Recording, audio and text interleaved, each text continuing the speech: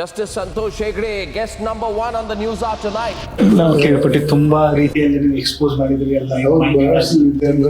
ಮಾಡಿದ್ರೆ 3 ಜನ ಮುಖ್ಯಮಂತ್ರಿಗಳ ವಿರುದ್ಧ ವರದಿ ಕೊಟ್ಟಿದ್ದೇನೆ.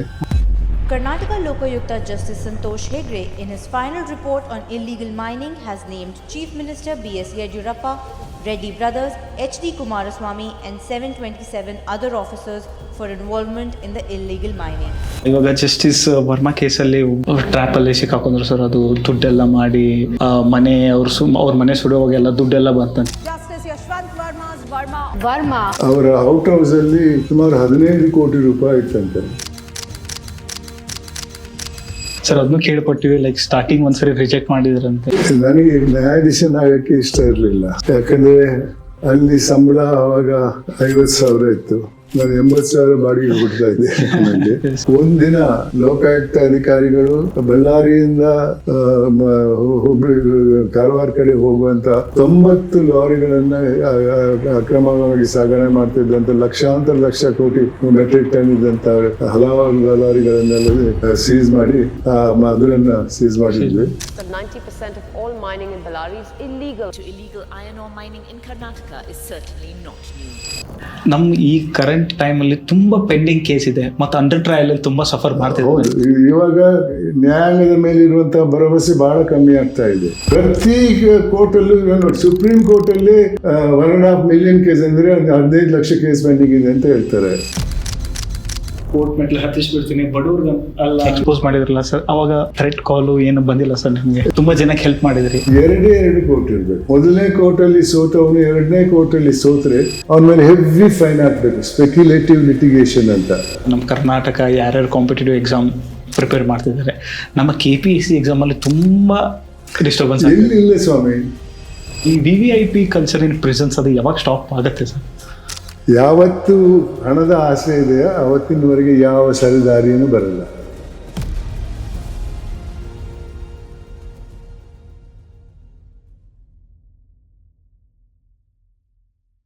ನಮಸ್ತೆ ಕನ್ನಡಾಲಜಿ. ಸೊ ಇವತ್ತು ನಮ್ಮ ಜೊತೆ ತುಂಬಾ ಸ್ಪೆಷಲ್ ಗೆಸ್ಟ್ ಇದ್ದಾರೆ. So we have with us justice Santosh Hegde sir. So sir, welcome to Kannadology sir. Sir, about yourself sir, ನಿಮ್ಮ ಬಗ್ಗೆ ಎಲ್ಲಿ ಹುಟ್ಟಿದ್ರಿ ಸರ್, ಎಲ್ಲಿ ಬೆಳೆದ್ರಿ? ನಾನು ಒಂದು ಮಧ್ಯಮ ವರ್ಗದ ಕುಟುಂಬದಲ್ಲಿ ಕಾರ್ಕ ಅನ್ನೋ ಒಂದು ತಾಲೂಕು ಜಾಗದಲ್ಲಿ ದಕ್ಷಿಣ ಕನ್ನಡ ಜಿಲ್ಲೆ ಅಲ್ಲಿ ಹುಟ್ಟಿದ್ದೆ. ನಾನು 10 ತಿಂಗಳ ಮಗುವಾಗಿದ್ದಾಗ ನನ್ನ ತಂದೆಯವರು ಲಾ ಪ್ರಾಕ್ಟೀಸ್ ಮಂಗಳೂರಿಗೆ ಶಿಫ್ಟ್ ಮಾಡಿದರು. ಅಲ್ಲಿ ಮತ್ತೆ ಪ್ರಾಕ್ಟೀಸ್ ಮಾಡ್ತಾ ಇದ್ರು. ಅಲ್ಲಿ ನಾನು ಬೆಳೆದು ಸ್ಕೂಲ್ಗೆ ಹೋದೆ. ನನ್ನ ಕಾಲದಲ್ಲಿ 1ನೇ ಕ್ಲಾಸಿಂದ 6ನೇ ಕ್ಲಾಸ್ವರೆಗೆ ಕ್ಲಾಸ್ ಅಂತ ಕರಿತಾ ಇದ್ರು. 7ನೇ ಕ್ಲಾಸನ್ನು ಫಸ್ಟ್ ಫಾರ್ಮ್ ಅಂತ ಕರಿತಾ ಇದ್ರು. 8ನೇ ಕ್ಲಾಸನ್ನು ಸೆಕೆಂಡ್ ಫಾರ್ಮ್ ಅಂತ, 9ನೇ ಕ್ಲಾಸನ್ನು ಥರ್ಡ್ ಫಾರ್ಮ್ ಅಂತ, 10ನೇ ಕ್ಲಾಸನ್ನು ಫೋರ್ತ್ ಫಾರ್ಮ್ ಅಂತ ಕರಿತಾ ಇದ್ರು. ನಾನು 4-5ನೇ ಕ್ಲಾಸನ್ನು 6th ಫಾರ್ಮ್ ಅಂತ ಕರಿತಾ ಇದ್ರು. 5th ಫಾರ್ಮ್ ಫಿನಿಶ್ ಮಾಡಿದ ಮೇಲೆ ನನ್ನ ತಂದೆಯವರು ಮದ್ರಾಸಿಗೆ ಶಿಫ್ಟ್ ಆದರು. ಆವಾಗ ದಕ್ಷಿಣ ಕನ್ನಡ ಜಿಲ್ಲೆ ಮದ್ರಾಸ್ ಪ್ರಾಂತ್ಯದಲ್ಲಿತ್ತು. ಅಲ್ಲಿ ಪ್ರಾಕ್ಟೀಸ್ ಶುರು ಮಾಡಿದರು. ಮತ್ತು ನಾವೆಲ್ಲ ಮದ್ರಾಸಿಗೆ ಹೋದ್ವಿ. ಅಲ್ಲಿ ಕ್ರಿಶ್ಚಿಯನ್ ಕಾಲೇಜ್ ಸ್ಕೂಲ್ ಅನ್ನೋ ಒಂದು ಶಾಲೆಯಲ್ಲಿ ನನ್ನ SSLC 6th ಫಾರ್ಮ್ ಮುಗಿಸಿದೆ. ತದನಂತರ ಅದೇ ವರ್ಷ ದಕ್ಷಿಣ ಕನ್ನಡ ಜಿಲ್ಲೆ ಭಾಷಾವಾರು ಪ್ರಾಂತ್ಯದ ಅಡಿಯಲ್ಲಿ ಮೈಸೂರಿಗೆ ಬಂತು. ಅಲ್ಲಿಂದ ಮದ್ರಾಸಿಂದ ನಾವು ಮೈಸೂರಿಗೆ ಬಂದ್ವಿ. ನಾನು ಆವಾಗ SSLC ಆದಮೇಲೆ 6th ಫಾರ್ಮ್ ಅಂತ ಇರ್ತಾ ಇತ್ತು. ಆಮೇಲೆ ಫಸ್ಟ್ ಇಯರ್ ಇಂಟರ್ಮೀಡಿಯೇಟ್ ಅಂತ ಇತ್ತು. 2 ವರ್ಷ ಇಂಟರ್ಮೀಡಿಯೇಟು, 2ನೇ ವರ್ಷ ಸೆಕೆಂಡ್ ಇಯರ್ ಇಂಟರ್ಮೀಡಿಯೇಟ್ ಅಂತ ಇತ್ತು. ಅದು ಮುಗಿದ ಮೇಲೆ ಇಂಜಿನಿಯರಿಂಗು ಮೆಡಿಕಲ್ಗೆ ಹೋಗಬೇಕಾದ್ರೆ 2 ವರ್ಷದ ಇಂಟರ್ಮೀಡಿಯೇಟ್ ಮುಗಿದ ಮೇಲೆ ಹೋಗ್ಬೋದಿತ್ತು. ಅವಾಗ ನನ್ನ ತಾಯಿಗೆ ನಾನೊಬ್ಬ ಡಾಕ್ಟರ್ ಆಗಬೇಕು ಅಂತ ಇಚ್ಛೆ ಇತ್ತು. ಆದರೆ ನನಗೆ ಯಾವ ಸೀಸನ್ನಲ್ಲಿ ಅಡ್ಮಿಷನ್ ಸಿಗಲಿಲ್ಲ. ಯಾಕಂದರೆ ನಾನು ಸೆಕೆಂಡ್ ಫಾರ್ಮಲ್ಲಿ ಇದ್ದಾಗ ಸಿಸ್ಟಮಲ್ಲಿ ಬದಲಾವಣೆ ಬಂತು. 1 ವರ್ಷ PUC ಇಂಟ್ರೊಡ್ಯೂಸ್ ಮಾಡಿದ್ರು. PUC ಮಕ್ಕಳಿಗೆ ಮಾರ್ಕಿಂಗ್ ಸಿಸ್ಟಮ್ ಡಿಫ್ರೆಂಟ್ ಆಗಿತ್ತು.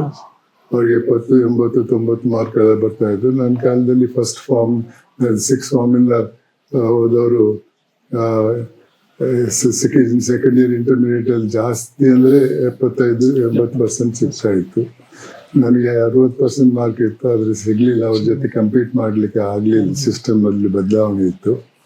ಅದನ್ನು 2 ವರ್ಷ BSc ಮಾಡೋಕ್ಕೆ ಶುರು ಮಾಡಿದೆ ಸೆಂಟ್ರಲ್ ಕಾಲೇಜಲ್ಲಿ. 2 ವರ್ಷ BSc, 2ನೇ ವರ್ಷ BSc ಮುಗಿಸಿದ ನಂತರ ನನಗೆ ಬೆಂಗಳೂರು ಮೆಡಿಕಲ್ ಕಾಲೇಜಲ್ಲಿ ಸೀಟ್ ಸಿಕ್ತು. ಅಲ್ಲಿ ಸೇರಿಕೊಂಡೆ. ಅಲ್ಲಿ ನನ್ನ ಕ್ಲಾಸಲ್ಲಿ 1 ವರ್ಷ PUC ಮಾಡಿದವ್ರು ಬರ್ತಾ ಇದ್ರು. ಅವ್ರಿಗೆ ನನಗೆ ವಯಸ್ಸಿನ ವ್ಯತ್ಯಾಸ ಇತ್ತು. ಅದನ್ನ ನನಗೇನು ಸರಿ ಕಾಣಿಸ್ಲಿಲ್ಲ, ಇದನ್ನು ಮುಂದುವರಿಸ್ಬೇಕಂತ. ನಾನು ನನ್ನ ಪೋಷಕರ ಹತ್ರ ಹೇಳಿದೆ, ನಾನು ಇದನ್ನು ಮುಂದುವರಿಸಲ್ಲ, ನನಗೆ ಸರಿ ಕಾಣಿಸಲ್ಲ ಅಂತ. ಅವಾಗ ನನ್ನ ತಂದೆಯವರು ಮೈಸೂರು ಹೈಕೋರ್ಟ್ ಜಡ್ಜ್ ಆಗಿದ್ರು. ಅವ್ರು ಹೇಳಿದ್ರು ನೀನು ಲಾ ಮಾಡುವಂತ. ಆವಾಗ 2 ವರ್ಷ ಇಂಟರ್ಮೀಡಿಯೇಟ್ ಮಾಡಿದವರಿಗೆ 2 ವರ್ಷ BL ಕೋರ್ಸ್ ಇತ್ತು. ಅಲ್ಲಿ ಸೇರಿದ ಮೇಲೆ ಲಾ ಪ್ರಾಕ್ಟೀಸ್ ಮಾಡ್ಬೋದಿತ್ತು. ಅಲ್ಲಿ ಸೇರಿಕೊಂಡೆ. ಅಲ್ಲಿ ಪ್ರಾಕ್ಟೀಸ್ 2 ವರ್ಷದಲ್ಲಿ ಮುಗಿಸಿದೆ. ಮತ್ತೆ ಲಾಯರ್ ಆಗಿ ಅಲ್ಲಿ BL ಮುಗಿಸ್ಕೊಂಡು ಅಲ್ಲಿ ಒಬ್ಬರು ಪ್ರೊಫೆಸರ್ ಆಗಿದ್ದರು. ಅವರು ನಾನು ಬರ್ತೀನಿ ಅಂತ ಕೇಳಿದೆ ಅವ್ರ ಆಫೀಸಲ್ಲಿ ಕೆಲಸ ಮಾಡೋಕ್ಕೆ. ಬರ್ತೇನೆ ಅಂತ ಹೇಳಿದೆ. ಅಲ್ಲಿ ಅವ್ರ ಜೊತೆ ಪ್ರಾಕ್ಟೀಸ್ ಮಾಡೋಕ್ಕೆ ಶುರು ಮಾಡಿದೆ. 65ರಲ್ಲಿ ಶುರು ಮಾಡಿದೆ. 65ರಿಂದ 70ರವರೆಗೆ ಅವ್ರ ಜೊತೆ ಪ್ರಾಕ್ಟೀಸ್ ಮಾಡ್ತಾ ಇದ್ದೆ. 70ನೇ ಇಸ್ವಿಯಲ್ಲಿ ಅವರು ಹೈಕೋರ್ಟ್ ಜಡ್ಜ್ ಆದರು. ಅವ್ರ ಆಫೀಸನ್ನು ನನಗೆ ಬಿಟ್ಟುಕೊಟ್ರು, ನೀನು ಮುಂದುವರಿಸು ಅಂತ. ಅದನ್ನು ಮುಂದುವರಿಸಿದೆ. 75ನೇ ಇಸ್ವಿಯಲ್ಲಿ ತುರ್ತು ಪರಿಸ್ಥಿತಿ ಭಾರತದಲ್ಲಿ ಬಂತು, ಎಮರ್ಜೆನ್ಸಿ. ಆವಾಗ ಬಹಳಷ್ಟು ವಿರೋಧ ಪಕ್ಷದಲ್ಲಿದ್ದಂಥ ನಾಯಕರನ್ನ ಬಂಧನಕ್ಕೆ ತಗೊಂಡಿದ್ರು. ಹಲವಾರು ಜನರಲ್ಲಿ ಬಂಧನಕ್ಕೆ ಸಿಕ್ಕಿದವರು ಡೆಲ್ಲಿಯಲ್ಲಿದ್ದಂಥ ರಾಜಕಾರಣಿಗಳು, ಅಟಲ್ ಬಿಹಾರಿ ವಾಜಪೇಯಿ, LK ಅದ್ವಾನಿ, ಮಧು ದಂಡವಟಿ, SN ಮಿಶ್ರಾ, ರಾಮಕೃಷ್ಣ ಹೆಗಡೆ ಅವರನ್ನ ಬೆಳ್ಳಾರಿ ಜೈಲಲ್ಲಿ ಇಟ್ಟಿದ್ರು. ಇವರು ಬೆಂಗಳೂರು ಜೈಲಲ್ಲಿದ್ದರು. ಅವರ ಪರವಾಗಿ ನನಗೆ ವಾದ ಮಾಡೋಕ್ಕೆ ರಿಕ್ವೆಸ್ಟ್ ಬಂತು. ನಾನು ವಾದ ಮಾಡೋಕ್ಕೆ ಶುರು ಮಾಡಿದೆ. ಮೊದಲಾಗಿ ರಾಮಕೃಷ್ಣ ಹೆಗಡೆ ಅವರನ್ನು ಬಳ್ಳಾರಿ ಜೈಲಲ್ಲಿ ಇಟ್ಟದ್ದು ಕಾನೂನಿಗೆ ವಿರುದ್ಧವಾದದ್ದು. ಅದು ದೇಶದಿಂದ ಇಟ್ಟದ್ದು. ಯಾಕೆಂದರೆ ಅವ್ರಿಗೆ ಜೈಲಲ್ಲಿ ಇದ್ದಾಗ ಅವ್ರ ಕುಟುಂಬದವರನ್ನು ವಾರಕ್ಕೆ ಒಂದ್ಸಲ ಮೀಟ್ ಮಾಡ್ಬೋದಿತ್ತು. ಇದು ಪ್ರತಿ ವಾರ ಬಳ್ಳಾರಿಗೆ ಹೋಗಿ ಬರೋಕ್ಕೆ ಬಹಳ ಕಷ್ಟ ಆಗ್ತಾ ಇತ್ತು. ಅದಕ್ಕಾಗಿ ಅವರನ್ನು ಅಲ್ಲಿ ಇಟ್ಟಿದ್ರು.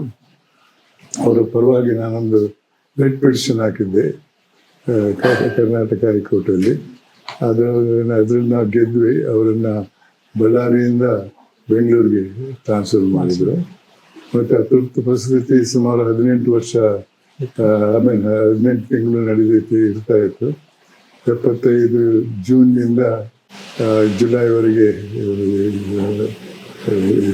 18 ತಿಂಗಳು ಇತ್ತು. ಆಮೇಲೆ ತುರ್ತು ಪರಿಸ್ಥಿತಿ ಮುಗಿದ ನಂತರ ನಾನು ಅವರ ಸಹವಾಸವೆಲ್ಲ ಬಿಟ್ಬಿಟ್ಟೆ. ವಿಜ್ಞಾನ ಪ್ರಾಕ್ಟೀಸನ್ನೇ ಮಾಡಿ ಪ್ರಾಕ್ಟೀಸ್ ಚೆನ್ನಾಗಿತ್ತು. 84ರಲ್ಲಿ ಕರ್ನಾಟಕದಲ್ಲಿ ಚುನಾವಣೆ ನಡೆಯಿತು. ಆವಾಗ ತುರ್ತು ಪರಿಸ್ಥಿತಿ ಮುಗಿದೋಗಿತ್ತು. ಯಾವಾಗ ಜನತಾ ಪಕ್ಷ ಅನ್ನೋ ಒಂದು ಹೊಸ ರಾಜಕೀಯ ಪಕ್ಷ ಅಧಿಕಾರಕ್ಕೆ ಬಂತು. ರಾಮಕೃಷ್ಣ ಹೆಗಡೆಯವರು ಮುಖ್ಯಮಂತ್ರಿ ಆದರು. ಅವರು ನಾನು ಮಾಡಿದ ಸಹಾಯವನ್ನು ಮರ್ತಿರಲಿಲ್ಲ. ನಾನು 84ನೇ ಇಸ್ವಿಯಲ್ಲಿ ಅಡ್ವೊಕೇಟ್ ಜನರಲ್ ಆಗಿ ಕರ್ನಾಟಕದ ಅಡ್ವೊಕೇಟ್ ಜನರಲ್ ಆಗಿ ನೇಮಕ ಮಾಡಿದರು. ಅಲ್ಲಿ ಅವ್ರ ಜೊತೆ 84ರಿಂದ 88ರವರೆಗೆ ನಾನು ಅಡ್ವೊಕೇಟ್ ಜನರಲ್ ಆಗಿದ್ದೆ. ತದನಂತರ ನನಗೆ ಡೆಲ್ಲಿಯಿಂದ ಆಹ್ವಾನ ಬಂತು, additional solicitor general of India ಆಗಿ ಬನ್ನಿ ಅಂತ. ಹೋಗಲಿಕ್ಕೆ ಇಷ್ಟ ಇರಲಿಲ್ಲ. ಯಾಕೆಂದರೆ ಡೆಲ್ಲಿಗೆ ಹೋಗಿ ಅಲ್ಲಿ ಇರಬೇಕಾದ್ರೆ ಭಾಳ ವ್ಯತ್ಯಾಸ ಆಗುತ್ತೆ ಅಂತ. ಆದರೂ ಕೂಡ ಒತ್ತಾಯ ಮಾಡಿದರು. ಆವಾಗ ನನ್ನ ಪತ್ನಿಗೆ ನಾನು ಹೇಳಿದ್ರೆ ನಾನು ಸ್ವಲ್ಪ ತಿಂಗಳಿಗೆ ಹೋಗ್ತೇನೆ, ಅಲ್ಲಿ ಮನೆ ಮಾಡಲ್ಲ. ಯಾಕಂದರೆ ಕರ್ನಾಟಕದಿಂದ ಇಷ್ಟರವರೆಗೆ ಯಾರೂ additional solicitor general of India ಆಗಿರಲಿಲ್ಲ. ಕೆಲವು ತಿಂಗಳಿದ್ದು ನಾನು ವಾಪಸ್ ಬರ್ತೇನೆ ಅಂತ ಹೇಳಿದೆ. ಅವಳು ಒಪ್ಕೊಂಡು ನಾನು ಒಬ್ಬನೇ ಡೆಲ್ಲಿಗೆ ಹೋದೆ. ಅಲ್ಲಿ ಕರ್ನಾಟಕ ಭವನದಲ್ಲೇ ಇದ್ದೆ, ಮನೆ ಮಾಡಿರಲಿಲ್ಲ. ಯಾಕಂದರೆ ವಾಪಸ್ ಹೋಗ್ಬೇಕಂತ ಇಷ್ಟ ಇತ್ತು. ಡೆಲ್ಲಿಯಲ್ಲಿ ಒಂದು ಗಾದೆ ಇದೆ, ಯಮುನಾ ನದಿ ನೀರು ಕುಡಿದವನು ಮತ್ತೆ ವಾಪಸ್ ಎಲ್ಲೂ ಹೋಗಲ್ಲ ಅಂತ. ಹೋಗಬೇಕಾಗಿದ್ರೆ ಸ್ಮಶಾನಕ್ಕೆ ಮಾತ್ರ ಹೋಗೋದು, ಎಲ್ಲಿಗೆ ಹೋಗೋಕ್ಕಾಗಲ್ಲ ಅಂತ. ಆ ಹಿನ್ನೆಲೆಯಲ್ಲಿ ನನ್ನನ್ನು ಮುಂದುವರಿಸಿದೆ ಡೆಲ್ಲಿಯಲ್ಲಿ. ಅದು ಅವಳನ್ನು ಮತ್ತೆ ಬರಮಾಡಿಕೊಂಡು ಅಲ್ಲೇ ಮನೆ ಮಾಡಿದೆ. 1 ವರ್ಷ ಅಡಿಷನಲ್ ಸೊಲಿಸಿಟರ್ ಜನರಲ್ ಆಗಿದ್ದೆ. ಆವಾಗ ಇದು ಸರ್ಕಾರ ಬಿದ್ದೋಯ್ತು 1 ವರ್ಷದ ನಂತರ. ನಾನು ಕೂಡ ಅವ್ರಿಗೆ ರಾಜೀನಾಮೆ ಕೊಟ್ಟು ಡೆಲ್ಲಿಯಲ್ಲಿ ಮನೆ ಮಾಡಿದ್ದೆ. ಮತ್ತೆ ಅಲ್ಲಿ ಪ್ರಾಕ್ಟೀಸ್ ಚೆನ್ನಾಗಿ ಇತ್ತು. ತದನಂತರ ವಾಜಪೇಯಿ ಸರ್ಕಾರ ಅಧಿಕಾರಕ್ಕೆ ಬಂತು. ಆಗ ಅವರು ನನ್ನನ್ನು ಸಾಲಿಸಿಟರ್ ಜನರಲ್ ಆಫ್ ಇಂಡಿಯಾವಾಗಿ ನೇಮಕ ಮಾಡಿದರು. ಇಷ್ಟರವರೆಗೆ ನಾನು ಒಬ್ಬನೇ ಕರ್ನಾಟಕದಿಂದ ಹುದ್ದೆಯಲ್ಲಿದ್ದವನು. ಮತ್ತೆ ಅಲ್ಲಿಂದ ಸಾಲಿಸಿಟರ್ ಜನರಲ್ 1 ವರ್ಷದಲ್ಲಿ ಸುಪ್ರೀಂ ಕೋರ್ಟಿಗೆ ನ್ಯಾಯಾಧೀಶನಾಗಿ ನೇಮಕ ಮಾಡಿದರು. ಅಲ್ಲಿ ಸುಪ್ರೀಂ ಕೋರ್ಟಲ್ಲಿ 5.5 ವರ್ಷ ನ್ಯಾಯಾಧೀಶನಾಗಿದ್ದೆ. 2011ರಲ್ಲಿ ನಿವೃತ್ತನಾದೆ. ಅಲ್ಲಿ ಮತ್ತೆ ಇನ್ನೊಂದು ಹುದ್ದೆಗೆ ನನ್ನ ಸರ್ಕಾರ ನೇಮಕ ಮಾಡಿತ್ತು. Chairman telecommunication disputes appellate tribunal ಅನ್ನುವಂಥ ಒಂದು ಹುದ್ದೆಗೆ ನೇಮಕ ಮಾಡಿದರು. ಅಲ್ಲಿ 1.5 ವರ್ಷ ಇದ್ದೆ. ಆವಾಗ ಕರ್ನಾಟಕದಲ್ಲಿ ಕುಮಾರಸ್ವಾಮಿ ಅವರು ಮುಖ್ಯಮಂತ್ರಿ ಆಗಿದ್ದರು. ಅವ್ರು ನನ್ನನ್ನು ನನಗೆ ಫೋನ್ ಮಾಡಿ ಹೇಳಿದರು, ಲೋಕಾಯುಕ್ತ ಹುದ್ದೆಯಲ್ಲಿ ಖಾಲಿಯಾಗಿದೆ, ನೀವು ಬರ್ಬೇಕಂತ ಕೇಳ್ಕೊಂಡ್ರು. ನನಗೂ ಅವಾಗ 18 ವರ್ಷ ಆಗಿದೆ. ನಾನು ಡೆಲ್ಲಿಗೆ ಹೋಗಿ ವಾಪಸ್ ಬರ್ಬೇಕನ್ನೋ ಇಚ್ಛೆ ಇತ್ತು. ಆ ಹಿನ್ನೆಲೆಯಲ್ಲಿ ಬೆಂಗಳೂರಿಗೆ ಲೋಕಾಯುಕ್ತನಾಗಿ ಬಂದೆ. ಬೆಂಗಳೂರಲ್ಲಿ ಲೋಕಾಯುಕ್ತ ಆಗಿ ಬಂದು ಇಲ್ಲಿ ಮಾಡಿದೆ ಸರ್. ನನ್ನ ಜೊತೆ ಒಳ್ಳೆ ಅಧಿಕಾರಿಗಳಿದ್ರು. ಅವರ ಪ್ರಯತ್ನದಿಂದ ಲೋಕಾಯುಕ್ತದಿಂದ ಒಳ್ಳೆ ಕೆಲಸ ಮಾಡೋ ಸಂದರ್ಭ ಸಿಕ್ಕಿತ್ತು. 3 ಜನ ಮುಖ್ಯಮಂತ್ರಿಗಳ ವಿರುದ್ಧ ವರದಿ ಕೊಟ್ಟಿದ್ದೆ. ಸುಮಾರು 6-7 ಜನ MLCಗಳ ವಿರುದ್ಧ ವರದಿ ಕೊಟ್ಟಿದ್ದೆ. ಅದೇ ರೀತಿ ಬೇರೆ ಅಧಿಕಾರಿಗಳ ವಿರುದ್ಧ ಬಹಳಷ್ಟು ಜನರ ವಿರುದ್ಧ ವರದಿ ಕೊಟ್ಟೆ. 2011ರಲ್ಲಿ ನಿವೃತ್ತನಾದೆ. ತದನಂತರ ಖಾಸಗಿ ಪ್ರಾಕ್ಟೀಸ್ ಅಂದರೆ ಶಾಲಾ ಕಾಲೇಜಿಗೆ ಹೋಗುವುದು, ಅಲ್ಲಿ ಮಕ್ಕಳ ಜೊತೆ ನನ್ನ ಲೋಕಾಯುಕ್ತದ ಅನುಭವಗಳನ್ನು ಹಂಚಿಕೊಳ್ಳುವುದು ಮಾಡ್ತಾ ಇದ್ದೇನೆ. ಇಷ್ಟೆಲ್ಲ ಹೇಳಿದ್ರಿ ಸರ್. ನಾನು ಒಂದೇ ಕ್ವಶನ್ ಸರ್, ನಾನು ಕೇಳ್ಪಟ್ಟೆ sir KS Hegde sir like your father justice. So ಅವ್ರ ಜೊತೆಗೆ ಒಂದು ಒಳ್ಳೆ ಮೆಮರಿ ಅಂದ್ರೆ ಸರ್ ನಿಮ್ದು? ನಾವು 6 ಜನ ಮಕ್ಕಳು, 3 ಜನ ಗಂಡು ಮಕ್ಕಳು ಮೊದಲಿನವರು, ತದನಂತರ 3 ಜನ ಹೆಣ್ಮಕ್ಳು. ನನ್ನ ತಂದೆಯವ್ರಿಗೆ ನಾನು ಒಂದು ಕಾನೂನಿಗೆ ವೃತ್ತಿಗೆ ಸೇರ್ಬೇಕಂತ ಇಷ್ಟ ಇತ್ತು. ಅದನ್ನು ಪೂರೈಸಿದೆ. ಮತ್ತೆ ಅವರಿಗೆ ಒಳ್ಳೆ ಪ್ರಾಕ್ಟೀಸ್ ಇತ್ತು. ಅವರಿಗೂ ಬಹಳ ಸಂತಸ ಆಗಿತ್ತು, ನಾನು ಮಗ ಒಳ್ಳೆ ಪ್ರಾಕ್ಟೀಸ್ ಮಾಡ್ತಾ ಇದ್ದಾನೆ ಅಂತ. ಆದರೆ ನಾನು ಅಡ್ವೊಕೇಟ್ ಜನರಲ್ ಆದಾಗ ಅವರು ಜೀವಂತವಾಗಿದ್ದರು. ತದನಂತರ ಅಡಿಷನಲ್ ಸಾಲಿಸಿಟರ್ ಜನರಲ್ ಆದಾಗಲೂ ಜೀವಂತವಾಗಿದ್ದರು. ತದನಂತರ 90ನೇ ಇಸ್ವಿಯಲ್ಲಿ ತೀರ್ಕೊಂಡ್ರು. ನಾನು ನ್ಯಾಯಾಧೀಶನಾದಾಗ ಅವರು ಇರ್ಲಿಲ್ಲ. ಇರ್ತಾ ಇದ್ರೆ ಅವ್ರಿಗೆ ಬಹಳ ಸಂತಸ ಆಗ್ತಾ ಇತ್ತು. ಸರ್ ಅದನ್ನು ಕೇಳ್ಪಟ್ಟಿವಿ, ಲೈಕ್ ಸ್ಟಾರ್ಟಿಂಗ್ ಒಂದ್ಸರಿ ರಿಜೆಕ್ಟ್ ಮಾಡಿದ್ರಂತೆ ಏನು ನ್ಯಾಯಾಧೀಶ ಆಗಕ್ಕಿಂತ ಮುಂಚೆ. ನನಗೆ ನ್ಯಾಯಾಧೀಶನಾಗಕ್ಕೆ ಇಷ್ಟ ಇರಲಿಲ್ಲ ಸರ್. ಯಾಕಂದ್ರೆ ಅಲ್ಲಿ ಸಂಬಳ ಆವಾಗ 50,000 ಇತ್ತು. ನಾನು 80,000 ಬಾಡಿಗೆ ಕೊಡ್ತಾ ಇದ್ದೆ ನನಗೆ. ಅದ್ರನ್ನಾಗಿ ವಕೀಲನಾಗಿ ಮುಂದುವರಿಬೇಕಂತ ನನಗೆ ಇಷ್ಟ ಇತ್ತು. ಆದರೆ ನನ್ನ ತಂದೆಯವ್ರ ಕಾಲವಾಗಿದ್ದರು. ತಾಯಿ ಅವರಿಗೆ ಕೂಡ ನಾನು ನ್ಯಾಯಾಧೀಶನಾಗಬೇಕಂತ ಇಷ್ಟ ಇತ್ತು. ನನಗೆ ಆಹ್ವಾನ ಬಂದಾಗ ಅವ್ರು ಹೇಳಿದರು, ನಿನ್ನ ತಂದೆಯವರು ಇರ್ತಾ ಇದ್ರೆ ಭಾಳ ಸಂತೋಷ ಪಡ್ತಾ ಇದ್ರು, ನೀನು ನ್ಯಾಯಾಧೀಶನಾಗಬೇಕಂತ. ಆವಾಗ ನಾನು ಹೇಳಿದೆ, ಅಮ್ಮ ನನಗೆ ಬರುವಂಥ ಸಂಬಳ 50,000, ಏನು ಮಾಡಲಿ ಅದರಲ್ಲಿ, ನಾನು 80,000 ಬಾಡಿಗೆ ಕೊಡ್ತಾ ಇದ್ದೇನೆ ಅಂತ. ಅವಾಗ ಹೇಳಿದ್ರು, ನಿಮ್ಮ ತಂದೆಯವ್ರಿಗೆ ಇದೇ ಹುದ್ದೆಯಲ್ಲಿ ಬರ್ತಾ ಇದ್ದಂಥ ಇದು ಸಂಬಳ 4,000, ನಿಮಗೆ 50,000 ಬರ್ತಾ ಇದೆ, ಸಾಲಲ್ವಾ ಅಂತ ಕೇಳಿದ್ರು. ಮತ್ತೆ ಅದೇ ಅವರಿಗೆ ಮನಸ್ಸಿಗೆ ಸಮಾಧಾನ ಆಗಲಿಲ್ಲ, ನಾನು ಆಗಲ್ಲ ಅಂತ ಹೇಳಿದ್ದಕ್ಕೆ ಅವ್ರು ಹೇಳಿದ್ದನ್ನು ಒಪ್ಕೊಂಡು ನ್ಯಾಯಾಧೀಶನಾದೆ. Yes sir.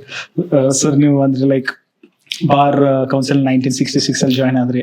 ಸೊ ನೀವು ಫಸ್ಟ್ ಆಫೀಸು ಒಳ್ಳೆ ಅಡ್ವೊಕೇಟ್ ಹತ್ರ ಹೋದ್ರಿ ಸರ್, ಅದು ಯಾವ ಥರ ಎಕ್ಸ್ಪೀರಿಯನ್ಸ್ ಇತ್ತು ಸರ್ ನಿಮ್ಮ ಫಸ್ಟ್?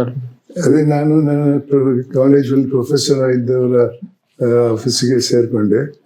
ಅವರು ನನಗೆ ಭಾಳ ಪ್ರೋತ್ಸಾಹ ಕೊಟ್ಟರು, ನಾನೇ ವಾದ ಮಾಡೋಕ್ಕೆ ಸಂದರ್ಭ ಕೊಟ್ಟರು, ಯಾವ ರೀತಿ ಯಾವ ಕೇಸನ್ನು ವಾದ ಮಾಡಬೇಕಂತ ನನಗೆ ತಿಳಿಸ್ಕೊಟ್ರು. ಅವರ ಸಹಾಯದಿಂದಾಗಿ ನಾನು ಒಬ್ಬ ಒಳ್ಳೆ ಲಾಯರ್ ಆದೆ. ತುಂಬಾ ಖುಷಿ ಆಗುತ್ತೆ sir. Sir as first time ನಿಮ್ಗೆ ಅಡ್ವೊಕೇಟ್ ಜನರಲ್ ಆಫ್ ಕರ್ನಾಟಕ ಅಂತ ಕಾಲ್ ಬಂದಾಗ ಸರ್, ಅದು ಅವಾಗ ಯಾವ ಥರ ನಿಮ್ದು ರಿಯಾಕ್ಷನ್ ಇತ್ತು ಸರ್? ನಾನು ಯೋಚನೆ ಮಾಡಿರಲಿಲ್ಲ ಲೋಕಾಯುಕ್ತ ಅಂತ ಹುದ್ದೆಗೆ ನನ್ನನ್ನು ಕರೀತಾರಂತ. ಆದರೆ ಅದರಲ್ಲಿ ಬೇರೆಯವರ ಪ್ರಯತ್ನ ಕೂಡ ಇತ್ತು. ಯಾಕೆಂದರೆ 75ನೇ ಇಸ್ವಿಯಲ್ಲಿ ತುರ್ತು ಪರಿಸ್ಥಿತಿ ಜಾರಿಗೆ ಆದಾಗ ಬಹಳಷ್ಟು ಪೊಲಿಟಿಷಿಯನ್ಸನ್ನು ಬಂಧನಕ್ಕೆ ತಗೊಂಡಿದ್ರು. ಅಟಲ್ ಬಿಹಾರಿ ವಾಜಪೇಯಿ, ಮಧು ದಂಡವಟೆ, SN ಮಿಶ್ರಾ, ಅದ್ವಾನಿ ಅವರೆಲ್ಲ ಬೆಂಗಳೂರಲ್ಲಿದ್ದರು. ಸುಮಾರು 18 ತಿಂಗಳು ಬೆಂಗಳೂರಲ್ಲಿದ್ದರು. ಅವರು ವಕೀಲನಾಗಿದ್ದೆ. ಮತ್ತು ಫೈನಲ್ ಹಿಯರಿಂಗಿಗೆ ನಾನು ಭಾರತದ ಎಲ್ಲ ದೊಡ್ಡ ದೊಡ್ಡ ವಕೀಲರನ್ನು ಹೋಗಿ ಜೊತೆ ಭೇಟಿ ಮಾಡಿ ಅವರಿಗೆ ಹೇಳಿಬಿಟ್ಟು ಬಂದು ವಾದ ಮಾಡಬೇಕಂತ ಹೇಳಿದ್ರೆ ಭಾಳಷ್ಟು ಜನ ಬಂದಿದ್ದರು. ಅದ್ರ ಜೊತೆ ನಾನು ಕೂಡ ನನ್ನ ವಾದ ಮಾಡಿದ್ದೆ. ನಾವು ಗೆದ್ವಿ ಆ ಕೇಸಲ್ಲಿ ಇಲ್ಲಿ. ಆದರೆ ಸುಪ್ರೀಂ ಕೋರ್ಟ್ ಅವರು ಅದಕ್ಕೆ ಸ್ಟೇ ಕೊಟ್ಟಿದ್ರು. ಕೊನೆಗೆ ಅದನ್ನು ಕೂಡ ಅಲ್ಲಿ ಕೂಡ ಫೈನಲ್ ಹಿಯರಿಂಗ್ ಗೆದ್ದದ್ದಾಯಿತು. ಡೆಲ್ಲಿಯಲ್ಲಿ ಮತ್ತೆ ಅದನ್ನು ರಿವರ್ಸ್ ಮಾಡಿದರು. ಆವಾಗ ಬೆಂಗಳೂರಲ್ಲಿ ಅವ್ರ ಪರವಾಗಿ ಒಬ್ಬರು ರಾಮಕೃಷ್ಣ ಹೆಗಡೆ ಅವರು ನನ್ನ ಸಮುದಾಯದವರಲ್ಲ.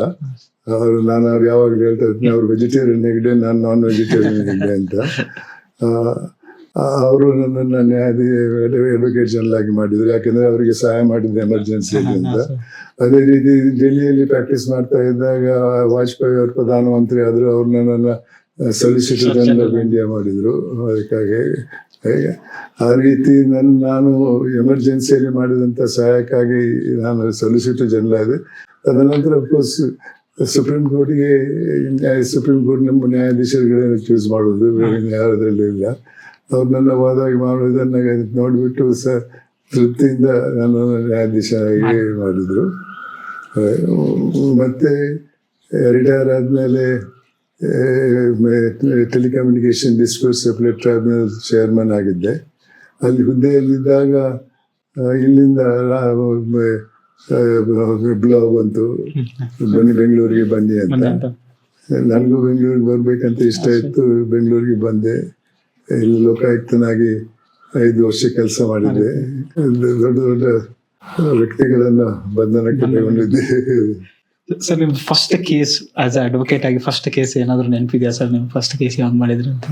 ಇಲ್ಲ, ಅದು ಚಿಕ್ಕ ಚಿಕ್ಕ ಕೇಸ್ಗಳನ್ನು ಮಾಡಿದೆ. ಅದೇ ಎಮರ್ಜೆನ್ಸಿ ಕಾಲದಲ್ಲಿ ಮಾಡಿದ್ದು ನೆನಪಿದೆ. ಅದು ಭಾಳ ಜನರಿಗೆ ಸಹಾಯ ಆಗ್ತಾ ಇತ್ತು. ಭಾಳ ಯುವಕರನ್ನೆಲ್ಲ ಬಂಧನಕ್ಕೆ ತಗೊಂಡಿದ್ರು.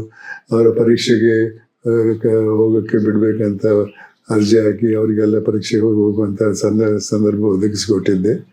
ಅದೇ ರೀತಿ ಮನೆಯಲ್ಲಿ ಏನಾದರೂ ಇದ್ರೆ, ಪೂಜೆ ಗೀಜೆ ಇದ್ದರೆ ಅಥವಾ ಯಾರಾದರೂ ತೀರ್ಕೊಂಡಿದ್ರೆ, ಯಾರಾದರೂ ಅನಾರೋಗ್ಯದಲ್ಲಿದ್ದರೆ ಅವರನ್ನು ಮನೆಗೆ ಕಳಿಸುವಂಥ ಪ್ರಯತ್ನ ಮಾಡಿ ಸಹಾಯ ಮಾಡಿದ್ದೇನೆ. ಸರ್ ಈಗ ನೀವು ಆಮೇಲೆ ನೀವು ಹೇಳಿದ್ರಿ like you got a call from Karnataka chief minister Lokayukta ಪೊಸಿಷನ್ಗೆ. ಅಲ್ಲಿ ನಾನು telecommunication dispute separate tribunal chairman ಆಗಿದ್ದಾಗ 1 ವರ್ಷದಲ್ಲಿ ಈ ಬ್ಲಾಗ್ ಬಂತು, ಬನ್ನಿ ಬೆಂಗಳೂರಿಗೆ ಅಂತ. ಇಲ್ಲಿ ರಾಜೀನಾಮೆ ಕೊಟ್ಟು ಇಲ್ಲಿ ಬಂದೆ. ಇಲ್ಲಿ ಬಂದಾಗ ಈ ಲೋಕಾಯುಕ್ತ ಸಂಸ್ಥೆಯ ಸ್ಥಾಪನೆ ಆಗುವಾಗ ನಾನು ಅಡ್ವೊಕೇಟ್ ಜನರಲ್ ಆಗಿದ್ದೆ 84ನೇ ಇಸ್ವಿಯಲ್ಲಿ. ತದನಂತರ ನಾನು ಡೆಲ್ಲಿಗೆ ಹೋಗಿದ್ದೆ. ಆಮೇಲೆ ನನಗೆ ಸಂಪರ್ಕ ಇರಲಿಲ್ಲ. ಆದರೆ ಲೋಕಾಯುಕ್ತ ಹುದ್ದೆಯಿಂದ ನಿವೃತ್ತನಾಗಿ 1 ವರ್ಷದಲ್ಲಿ ಅದೇ ಹುದ್ದೆಗೆ ನನ್ನನ್ನು ನೇಮಕ ಅಂದಿನ ಮುಖ್ಯಮಂತ್ರಿಯವರು ನೇಮಕ ಮಾಡಿದರು. ಆ ಹುದ್ದೆಯಲ್ಲಿ ನನಗೆ ಬಹಳ ತೃಪ್ತಿ ಬಂದಿದೆ. ಒಳ್ಳೆ ಕೆಲಸ ಮಾಡ್ಬೋದು ಅಂತ. ದೊಡ್ಡ ದೊಡ್ಡವರನ್ನ ಎಲ್ಲ ಭ್ರಷ್ಟಾಚಾರವನ್ನ ಬಹಿರಂಗ ಮಾಡಿದ್ದೇನೆ. ಇತರರನ್ನು ಕೂಡ ಭ್ರಷ್ಟಾಚಾರದ ವಿರುದ್ಧ ನಾನು ಬಂಧನಕ್ಕೆ ತಗೊಂಡು ಅವರ ವಿರುದ್ಧ ಕೇಸ್ ಹಾಕಿದ್ದೇನೆ. ಇದನ್ನು ನನಗೆ ಬಹಳ ತೃಪ್ತಿ ಬಂದಿದೆ. ಬಹಳಷ್ಟು ಜನರಿಗೆ ಸಹಾಯ ಮಾಡುವಂತ ಒಂದು ಹುದ್ದೆ ಆಗಿತ್ತು. ಸರ್ ನೀವು ಅಂದ್ರೆ ಲೈಕ್ ಲೋಕಾಯುಕ್ತ ಬಂದ್ಮೇಲೆ ಸರ್ ಫಸ್ಟ್ ಥಿಂಗ್ ಏನ್ ನೋಡಿದ್ರಿ ಸರ್ ನೀವು ನಿಮ್ಮ ಅಧಿಕಾರ ಬಂದ್ಮೇಲೆ? ನಾವು ಕೇಳ್ಪಟ್ಟು ತುಂಬಾ ರೀತಿಯಲ್ಲಿ ನೀವು ಎಕ್ಸ್ಪೋಸ್ ಮಾಡಿದ್ರಿ ಎಲ್ಲ. ಬಹಳಷ್ಟು ಜನರನ್ನ ಇದ್ ಮಾಡಿದ್ದೆ. 3 ಜನ ಮುಖ್ಯಮಂತ್ರಿಗಳ ವಿರುದ್ಧ ವರದಿ ಕೊಟ್ಟಿದ್ದೇನೆ. 3 ಬೇರೆ ಬೇರೆ ಪಕ್ಷದವರು, ಕಾಂಗ್ರೆಸ್ನವರು, JDSನವರು, BJPಯವರು. ಅಷ್ಟವರೆಗೆ ಯಾರು ಎಂತ ಧೈರ್ಯ ಮಾಡಿ ಅಷ್ಟು ದೊಡ್ಡ ರಾಜಕಾರಣಿಗಳನ್ನ ಯಾರನ್ನ ಬಂಧನಕ್ಕೆ ತಗೊಂಡಿರ್ಲಿಲ್ಲ. ಆದ್ರಿಂದ ಜನತೆಯಲ್ಲಿ ಕೂಡ ನನ್ನ ಮೇಲೆ ವಿಶ್ವಾಸ ಜಾಸ್ತಿ ಆಗಿತ್ತು. ಅವರು ಖುಷಿ ಪಟ್ಟಿದ್ರು. ಸರ್ ಅದು ಮೈನಿಂಗ್ ಒಂದು ಸ್ವಲ್ಪ ಹೇಳ್ಬೋದಾ? ಯಾಕಂದ್ರೆ ವಿ ಆರ್ ವೆರಿ ಎಕ್ಸೈಟೆಡ್. ಅದು ಮೈನಿಂಗ್, ಬಳ್ಳಾರಿ ಮೈನಿಂಗ್. ಸೊ ಅದು ಒಂದು ವಿಚಾರನೆ ತಗೊಂಡದ್ದು. ನಾನು ಬಳ್ಳಾರಿಯಲ್ಲಿ ಅಕ್ರಮವಾಗಿ ನಡೀತಾ ಇದ್ದಂತ ಗಣಿಗಾರಿಕೆ ವಿರುದ್ಧ ವರದಿ ಕೊಟ್ಟಿದ್ದೆ. ಅದರಲ್ಲಿ ಇದ್ದಂತ ಅಕ್ರಮ ಗಣಿಗಾರಿಕೆಯಲ್ಲಿ ಸೇರ್ಕೊಂಡಿದ್ದಂತ ಹಿರಿಯ ವ್ಯಕ್ತಿಗಳ ವಿರುದ್ಧ ಕೂಡ ನಾನು ವರದಿ ಕೊಟ್ಟಿದ್ದೇನೆ. ಎಲ್ಲಿವರೆಗೆ ಮೋಸ ಆಗ್ತಾ ಇದೆ ಅಂದ್ರೆ, 1 ಮೆಟ್ರಿಕ್ ಟನ್ ಕಬ್ಬಿಣದಾದರೂ ಸರ್ಕಾರದ ಪ್ರಾಪರ್ಟಿ. ಅದನ್ನ ಗಣಿಗಾರಿಕೆ ಮಾಡಿದಾಗ ಸರ್ಕಾರಕ್ಕೆ ಕೊಡುವಂತ ರಾಜಧನ 27 ರೂಪಾಯಿ. ಅದೇ 1 ಮೆಟ್ರಿಕ್ ಟನ್ ಅನ್ನ ಆ ಕಾಲದಲ್ಲಿ 7,000ದಿಂದ 7,500ರವರೆಗೆ ಮಾರಾಟ ಮಾಡ್ತಾ ಇದ್ರು. ಸರ್ಕಾರಕ್ಕೆ 27 ರೂಪಾಯಿ, ಮಾರಾಟ ಮಾಡುವಂಗೆ 7,000ದಿಂದ 7,500ರವರೆಗೆ. ಇದು ಎಲ್ಲರಿಗೂ ಗೊತ್ತಿದ್ದಂತ ವಿಚಾರ. ಆದ್ರೆ ಎಲ್ಲರಿಗೂ ಕಿಕ್ ಬ್ಯಾಕ್ ಬರ್ತಾ ಇತ್ತು. ಅದರಿಂದ ಸುಮ್ಗಿರ್ತಾ ಇದ್ರು. ಒಂದಿನ ಲೋಕಾಯುಕ್ತ ಅಧಿಕಾರಿಗಳು ಬಳ್ಳಾರಿಯಿಂದ ಹುಬ್ಳಿ ಕಾರವಾರ ಕಡೆ ಹೋಗುವಂತ 90 ಲಾರಿಗಳನ್ನ ಅಕ್ರಮವಾಗಿ ಸಾಗಣೆ ಮಾಡ್ತಿದ್ದಂತ ಲಕ್ಷ ಕೋಟಿ ಮೆಟ್ರಿಕ್ ಟನ್ ಇದ್ದಂತ ಹಲವಾರು ಲಾರಿಗಳನ್ನೆಲ್ಲ ಸೀಸ್ ಮಾಡಿ ಅದರನ್ನ ಸೀಸ್ ಮಾಡಿದ್ವಿ. ಆ ಸೀಸ್ ಮಾಡಿದ ಅದರನ್ನ ಬಿಳಿಕೆರೆ ಅನ್ನೋ ಒಂದು ಹಿಂದಿನ ಹಳೆ ಬಂದರಲ್ಲಿ ದಾಸ್ತಾನು ಮಾಡಿದ್ವಿ. 6 ತಿಂಗಳ ನಂತರ ನಮ್ಮ ಅಧಿಕಾರಿಗಳು ನೋಡಕ್ ಹೋದ್ರೆ ಒಂದು ಹರಳಿರ್ಲಿಲ್ಲ. ಎಲ್ಲ ಹರಳನ್ನು ಅಕ್ರಮವಾಗಿ ಕೊಳ್ಳೆ ಹೊಡೆದು ಮಾರಾಟಕ್ಕೆ ತಗೊಂಡು ಹೋಗಿದ್ರು. ಅದರಲ್ಲಿ ಬಹಳಷ್ಟು ದೊಡ್ಡ ದೊಡ್ಡ ಬಿಸ್ನೆಸ್ ಮೆನ್ ಇವರನ್ನೆಲ್ಲ ನಾವು ಚಾರ್ಜ್ ಶೀಟ್ ಹಾಕಿ ಬಂಧನಕ್ಕೆ ತಗೊಂಡು ಮತ್ತೆ ಅವರಿಗೆ ಜಾಮೀನೆಲ್ಲ ಸಿಕ್ಕಿತ್ತು. ಆದ್ರೆ ಇನ್ನು ಯಾರಿಗೂ ಬಹಳಷ್ಟು ಜನರಿಗೆ ಇದಾಗಿಲ್ಲ. 1-2 ದೊಡ್ಡವರಿಗೆ ಈಗ ಶಿಕ್ಷೆ ಆಗಿದೆ. ಜನಾರ್ದನ್ ರೆಡ್ಡಿ ಅವರಿಗೆ ಆಗಿದೆ, ಮತ್ತೆ ಕಾರವಾರ MLA ಶೈಲಿ ಅಂತ ಒಬ್ರು ಇದ್ದಾರೆ, ಅವರಿಗೆ ಆಗಿದೆ. ಮತ್ತೆ ಎಲ್ಲ ಚಿಕ್ಕವರಿಗೆ ಆಗಿದೆ. ದೊಡ್ಡ ದೊಡ್ಡವರಿಗೆ ಇನ್ನೂ ಆಗಿಲ್ಲ. ಕೇಸ್ ಪೆಂಡಿಂಗ್ ಅಲ್ಲಿದೆ. ಅದು ಬಹಳ ದೊಡ್ಡ ಮೋಸದ ಅದು. 1 ಮೆಟ್ರಿಕ್ ಟನ್ ಅಂದ್ರೆ ಸುಮಾರು ಇಷ್ಟಿರ್ಬೋದು. ಒಂದು ನಾರ್ಮಲ್ ಲಾರಿಯಲ್ಲಿ 4 ಚಕ್ರ ಹಿಂದೆ ಇದ್ದದ್ದು 2 ಚಕ್ರ ಮುಂದೆ ಇದ್ದಂತ ಲಾರಿಯಲ್ಲಿ 4.5 ಟನ್ ತಗೊಂಡು ಹೋಗ್ಬೋದು. ಇವರು 10 ಟನ್ ಆಗ್ತಾ ಇದ್ರು. ಅದೇ ರೀತಿ ಜಾಸ್ತಿ ಚಕ್ರ ಇದ್ದಂತ ಲಾರಿಗಳಲ್ಲಿ ಜಾಸ್ತಿ ಹಾಕ್ಬೋದಂತ ಮಿತಿಯಿಂದ 3 ಪಟ್ಟು 4 ಪಟ್ಟು ಜಾಸ್ತಿ ಆಗ್ತಾ ಇದ್ರು. ಈ ರೀತಿ ಅಕ್ರಮ ಗಣಿಗಾರಿಕೆ ನಡೀತಾ ಇತ್ತು. ಅದು ಬಳ್ಳಾರಿಯಲ್ಲಿ ಬಹಳ ಉತ್ತಮವಾದ ಅದರಿದೆ. ಅದಕ್ಕೆ ಅಂತಾರಾಷ್ಟ್ರೀಯ ಮಾರ್ಕೆಟ್ ಅಲ್ಲಿ ಒಳ್ಳೆ ಹಣ ಬರ್ತಾ ಇದೆ. ಅದರಿಂದ ಬಳ್ಳಾರಿಯಿಂದ ದೊಡ್ಡ ಇದಾಗಿದೆ. ಬೇರೆ ಕಡೆ ಕೂಡ ಆಗ್ತಾ ಇತ್ತು. ಬಳ್ಳಾರಿಯಲ್ಲಿ ದೊಡ್ಡ ಮಟ್ಟದಲ್ಲಿ ಅಕ್ರಮ ಗಣಿಗಾರಿಕೆ ನಡೀತಾ ಇತ್ತು. ಅದು ಕೂಡ ಕರ್ನಾಟಕದ ಗಡಿ ಭಾಗದಲ್ಲಿ ಗಣಿಗಾರಿಕೆ ಮಾಡಿ ಅದನ್ನ ಹೈದರಾಬಾದ್ನಿಂದ ಆಂಧ್ರ ಪ್ರದೇಶದಿಂದ ಗಣಿಗಾರಿಕೆ ಮಾಡಿದಂತೆ ತೋರಿಸ್ಬಿಟ್ಟು ಸುಳ್ಳು ದಾಖಲೆಗಳನ್ನ ಮಾಡಿ ಎಲ್ಲ ತಗೊಂಡು ಹೋಗ್ತಾ ಇದ್ರು. ಈ ರೀತಿ ಕೂಡ ಅಕ್ರಮ ಗಣಿಗಾರಿಕೆ ನಡೀತಾ ಇತ್ತು. ಅದ್ರಲ್ಲಿ ಬಹಳಷ್ಟು ಹಣ ಮಾಡಿ ಶ್ರೀಮಂತರಾಗಿದ್ದಾರೆ. ಇನ್ನೂ ಯಾರಿಗೂ ಫೈನಲ್ ಶಿಕ್ಷೆ ಯಾರಿಗೂ ಆಗಿಲ್ಲ. ಕೇಸ್ಗಳು ಪೆಂಡಿಂಗ್ ಅಲ್ಲಿ ಇದೆ. ಸರ್ ನಾನು ಎಲ್ಲ ಇಂಟರ್ವ್ಯೂ ನೋಡಿದೆ, ಬಟ್ ಎಲ್ಲ ಇಂಟರ್ವ್ಯೂ ಅಲ್ಲಿ ನೀವು ನಿಮ್ಮ ಜೊತೆ ಲೋಕಾಯುಕ್ತ ಜೊತೆ ನಿಮ್ ಜೊತೆ ಇದ್ದ ಆಫೀಸರ್ಗೆ ಎಲ್ಲರನ್ನು ಅಪ್ರಿಶಿಯೇಟ್ ಮಾಡ್ತೀರಾ? ಖಂಡಿತ. ಯಾಕಂದ್ರೆ ಫೀಲ್ಡ್ಗೆ ನಾನು ಹೋಗಿ ಮಾಡಿದ ಕೆಲಸ ಅಲ್ಲ, ಅವ್ರು ಹೋಗಿ ಮಾಡಿದ್ದು. ಅದರ ಬಗ್ಗೆ ವಿಚಾರಣೆ ಮಾಡಿ ಯಾರು ಇದಕ್ಕೆ ಕಾರಣ ಅಂತ ಹೇಳಿ ಅದು ಯಾರನ್ನ ಬಂಧನಕ್ಕೆ ತಗೊಳ್ಬೇಕಂತ ನನಗೆ ಕೇಳ್ತಾ ಇದ್ರು, ಇವ್ರನ್ನ ತಗೊಳ್ಬಹುದು. ಹಾಗೆ ನಾನು ಹೇಳ್ತಾ ಇದ್ದೆ, ಯಾರು ಅಕ್ರಮ ಮಾಡಿದವ್ರನ್ನೆಲ್ಲ ತಗೊಳ್ಳಿ, ನಾನು ನಿಮ್ಗೆ ಸಹಾಯ ಮಾಡ್ತೇನೆ ಅಂತ ಹೇಳ್ತಾ ಇದ್ದೆ. ಬಹಳ ಉತ್ತಮ ಅಧಿಕಾರಿಗಳಿದ್ರು. ಒಬ್ರಿಬ್ರು ತಪ್ಪು ಮಾಡಿದವರಿಗೆ ಶಿಕ್ಷೆ ಆಗಿದೆ. ನನ್ನ ನಸೀಬು, ನಾನು ಬಂದಾಗ ಒಳ್ಳೆ ಅಧಿಕಾರಿಗಳನ್ನ ಆಡಳಿತೆಯಲ್ಲಿ ಇಡ್ತಾ ಇರ್ಲಿಲ್ಲ, ಅವರನ್ನ ದೂರ ಹಾಕಿ ಎಲ್ಲಾದ್ರೂ ಪ್ರಯೋಜನ ಇಲ್ಲದ ಜಾಗದಲ್ಲಿ ಹಾಕ್ತಾ ಇದ್ರು. ಆದ್ರೆ ಆವಾಗ ಅಕ್ರಮ ಗಣಿಗಾರಿಕೆ ಅಂದ್ರೆ ಯಾರು ಕಣ್ಣು ಮುಚ್ಚಿ ಬಿಡ್ತಾ ಇದ್ದಂತ ವಿಚಾರ, ಯಾರು ಅದನ್ನ ಅವನು ಓಪನ್ ಆಗಿ ಅದರ ವಿರುದ್ಧ ಪ್ರಯತ್ನ ಮಾಡಿರ್ಲಿಲ್ಲ. ನನ್ನ ಕಾಲದಲ್ಲಿ ಆಯ್ತು ಆ ಪ್ರಯತ್ನ, ಯಾಕಂದ್ರೆ ಈ ಅಧಿಕಾರಿಗಳಿಂದಾಗಿ ಆಗಿದೆ, ಅದರ ಬೆನಿಫಿಟ್ ನನಗೆ ಬಂದಿದೆ. ಇದೇ ಇನ್ವೆಸ್ಟಿಗೇಷನ್ ಅಲ್ಲಿ ಒಬ್ರು ಆಫೀಸರ್ನ ಸಸ್ಪೆಂಡ್ ಮಾಡಿದ್ರು. ಸೊ ಅದು ರಿವೋಕೇಶನ್ಗೋಸ್ಕರ ನೀವು ತುಂಬಾ... ಹೌದು, ನಾನು ರಾಜೀನಾಮೆ ಕೊಟ್ಟಿದ್ದೆ. ಇದರಲ್ಲಿ ಒಂದು ದಿವಸ ಒಬ್ಬರು ಅಧಿಕಾರಿ ಗವರ್ಮೆಂಟ್ ಕರ್ನಾಟಕದಲ್ಲಿದ್ದವರು ನನ್ನ ಜೊತೆ ಡೆಪ್ಯುಟೇಷನ್ ಅಲ್ಲಿ ಕೆಲಸ ಮಾಡ್ತಾ ಇದ್ದವರು, ಅವರು ಕಾರವಾರಿಗೆ ಹೋಗ್ತಾರೆ. ಅಲ್ಲಿ ಕಾರವಾರಲ್ಲಿ ಕೆಲಸ ಮಾಡ್ತಾ ಇದ್ರು. ಆವಾಗ ಒಬ್ರು ಹಿರಿಯ MLA ಅವರು ಮಂತ್ರಿ ಆಗಿದ್ರು, ದಕ್ಷಿಣ ಕನ್ನಡ ಜಿಲ್ಲೆಯವರು. ಅವರು ಕಾರವಾರಿಗೆ ಹೋಗ್ತಾರೆ. ಅಲ್ಲಿ ಹೋದಾಗ ಅವ್ರ ಮಾಹಿತಿ ಬರ್ತದೆ ಏನಂದ್ರೆ ಒಬ್ಬ ಹಿರಿಯ ವ್ಯಕ್ತಿಯನ್ನ ಬಂಧನಕ್ಕೆ ತಗೊಂಡಿದ್ದಾರೆ ಅಂತ. ಅವರ ಪರವಾಗಿ ಮನೆಗಳಿಗೆ ಹೇಳ್ತಾರೆ, ಇವ್ರು ಸಹಾಯ ಮಾಡಿ ಅವರನ್ನ ಬಿಡಿಸ್ಬೇಕಂತ. ಅವ್ರು ಹೇಳ್ತಾರೆ, ಅವ್ರು ಒಪ್ಪಲಿಲ್ಲ ಅದಕ್ಕೆ ಅವರು ಬಳ್ಳಾರಿಯಿಂದ ಚೀಫ್ ಸೆಕ್ರೆಟರಿಗೆ ಫೋನ್ ಮಾಡಿಬಿಟ್ಟು ಅಧಿಕಾರಿಯನ್ನ ಅಮಾನತಲ್ಲಿ ಇಡ್ತಾರೆ. ಆ ಅಧಿಕಾರಿ ನನಗೆ ಫೋನ್ ಮಾಡಿದ್ರು, ಈ ರೀತಿ ಆಗಿದೆ ಸರ್ ಅಂತ, ನಿಮ್ಮ ಇದಕ್ಕೆ ಇನ್ಸ್ಟ್ರಕ್ಷನ್ ಮೇಲೆ ನಾನು ಬಳ್ಳಾರಿಗೆ ಬಂದಿದ್ದು, ಇವಾಗ ನನ್ನನ್ನು ಅಮಾನತಲ್ಲಿ ಇಟ್ಟಿದ್ದಾರೆ ಅಂತ. ನಾನು ಚೀಫ್ ಸೆಕ್ರೆಟರಿಯನ್ನು ಕೇಳಿದೆ, ನಿಮ್ಗೆ ಯಾವ ಮಾಹಿತಿ ಇತ್ತು, ಅವ್ರು ಏನು ತಪ್ಪು ಮಾಡಿದ್ದಾರೆ ಅಂತ. ನನ್ನನ್ನು ಕೇಳ್ಬೋದಿತ್ತು, ಇದ್ರೆ ನಾನು ಹೇಳ್ತಾ ಇದ್ದೆ ಏನು ತಪ್ಪು ಮಾಡಿದ್ದಾರೆ ಅಂತ, ಇಲ್ಲದಿದ್ರು ಇಲ್ಲ ಅಂತ ಹೇಳ್ತಾ ಇದ್ದೆ. ಇವಾಗ ಇದೇ ರೀತಿ ಒಬ್ರು MLA ಅಥವಾ ಮಂತ್ರಿ ಹೇಳಿದ್ರೆ ಒಬ್ಬ ಅಧಿಕಾರಿಯನ್ನು ಅಮಾನತಲ್ಲಿ ಇಟ್ಟರೆ ಅವರ ಭವಿಷ್ಯ ಏನಾಗ್ತದೆ ಇದೆ, ಹೇಗೆ ನೀವು ಇಟ್ಟರು ಅಂತ ಕೇಳಿದೆ. ಅದಕ್ಕೆ ಹೇಳಿದ್ರೆ, ಇಲ್ಲ ನನ್ನಿಂದ ಸ್ವಲ್ಪ ತಪ್ಪಾಗಿದೆ, ನೀವು ಕೋರ್ಟ್ ಕೇಸ್ ಹಾಕಕ್ಕೆ ಹೇಳಿ ಅಂತ. ನಾನು ಹೇಳಿದೆ, ಕೋರ್ಟ್ ಕೇಸ್ ಹಾಕಬೇಕೋ ಬೇಡ ಅಂತ ನಿಮ್ಗಿಂತ ಜಾಸ್ತಿ ನನ್ಗೆ ಗೊತ್ತಿದೆ, ಅದು ಬೇಡ ನೀವು ಹೇಳೋದು ನನಗೆ ಅಂತ. ಅಲ್ಲೇ ಕೂತು ನಾನು ನನ್ನ ರಾಜೀನಾಮೆಯನ್ನು ಕೊಟ್ಟೆ. ಆದರೆ ಅಂದಿನ ಗವರ್ನರು ಆ ರಾಜೀನಾಮೆಯನ್ನು ಒಪ್ಪಿಕೊಂಡಿಲ್ಲ, ಅಲ್ಲೇ ಇಟ್ಕೊಂಡಿದ್ರು. ಅವ್ರಿಗೆ ರಿಜೆಕ್ಟ್ ಮಾಡೋಕ್ಕಾಗಲ್ಲ, ಆದರೆ ಅದನ್ನು ಮುಂದುವರಿಸಲಿಲ್ಲ, ಅಲ್ಲೇ ಇಟ್ಟಿದ್ರು. ಆದರೆ ನಾನು ಆಫೀಸಿಗೆ ಹೋಗೋದನ್ನು ನಿಲ್ಲಿಸ್ಬಿಟ್ಟೆ. ಅದೇ ಕಾಲದಲ್ಲಿ LT ಅದ್ವಾನಿ ಅವರು ಬೆಂಗಳೂರಿಗೆ ಬಂದಿದ್ರು.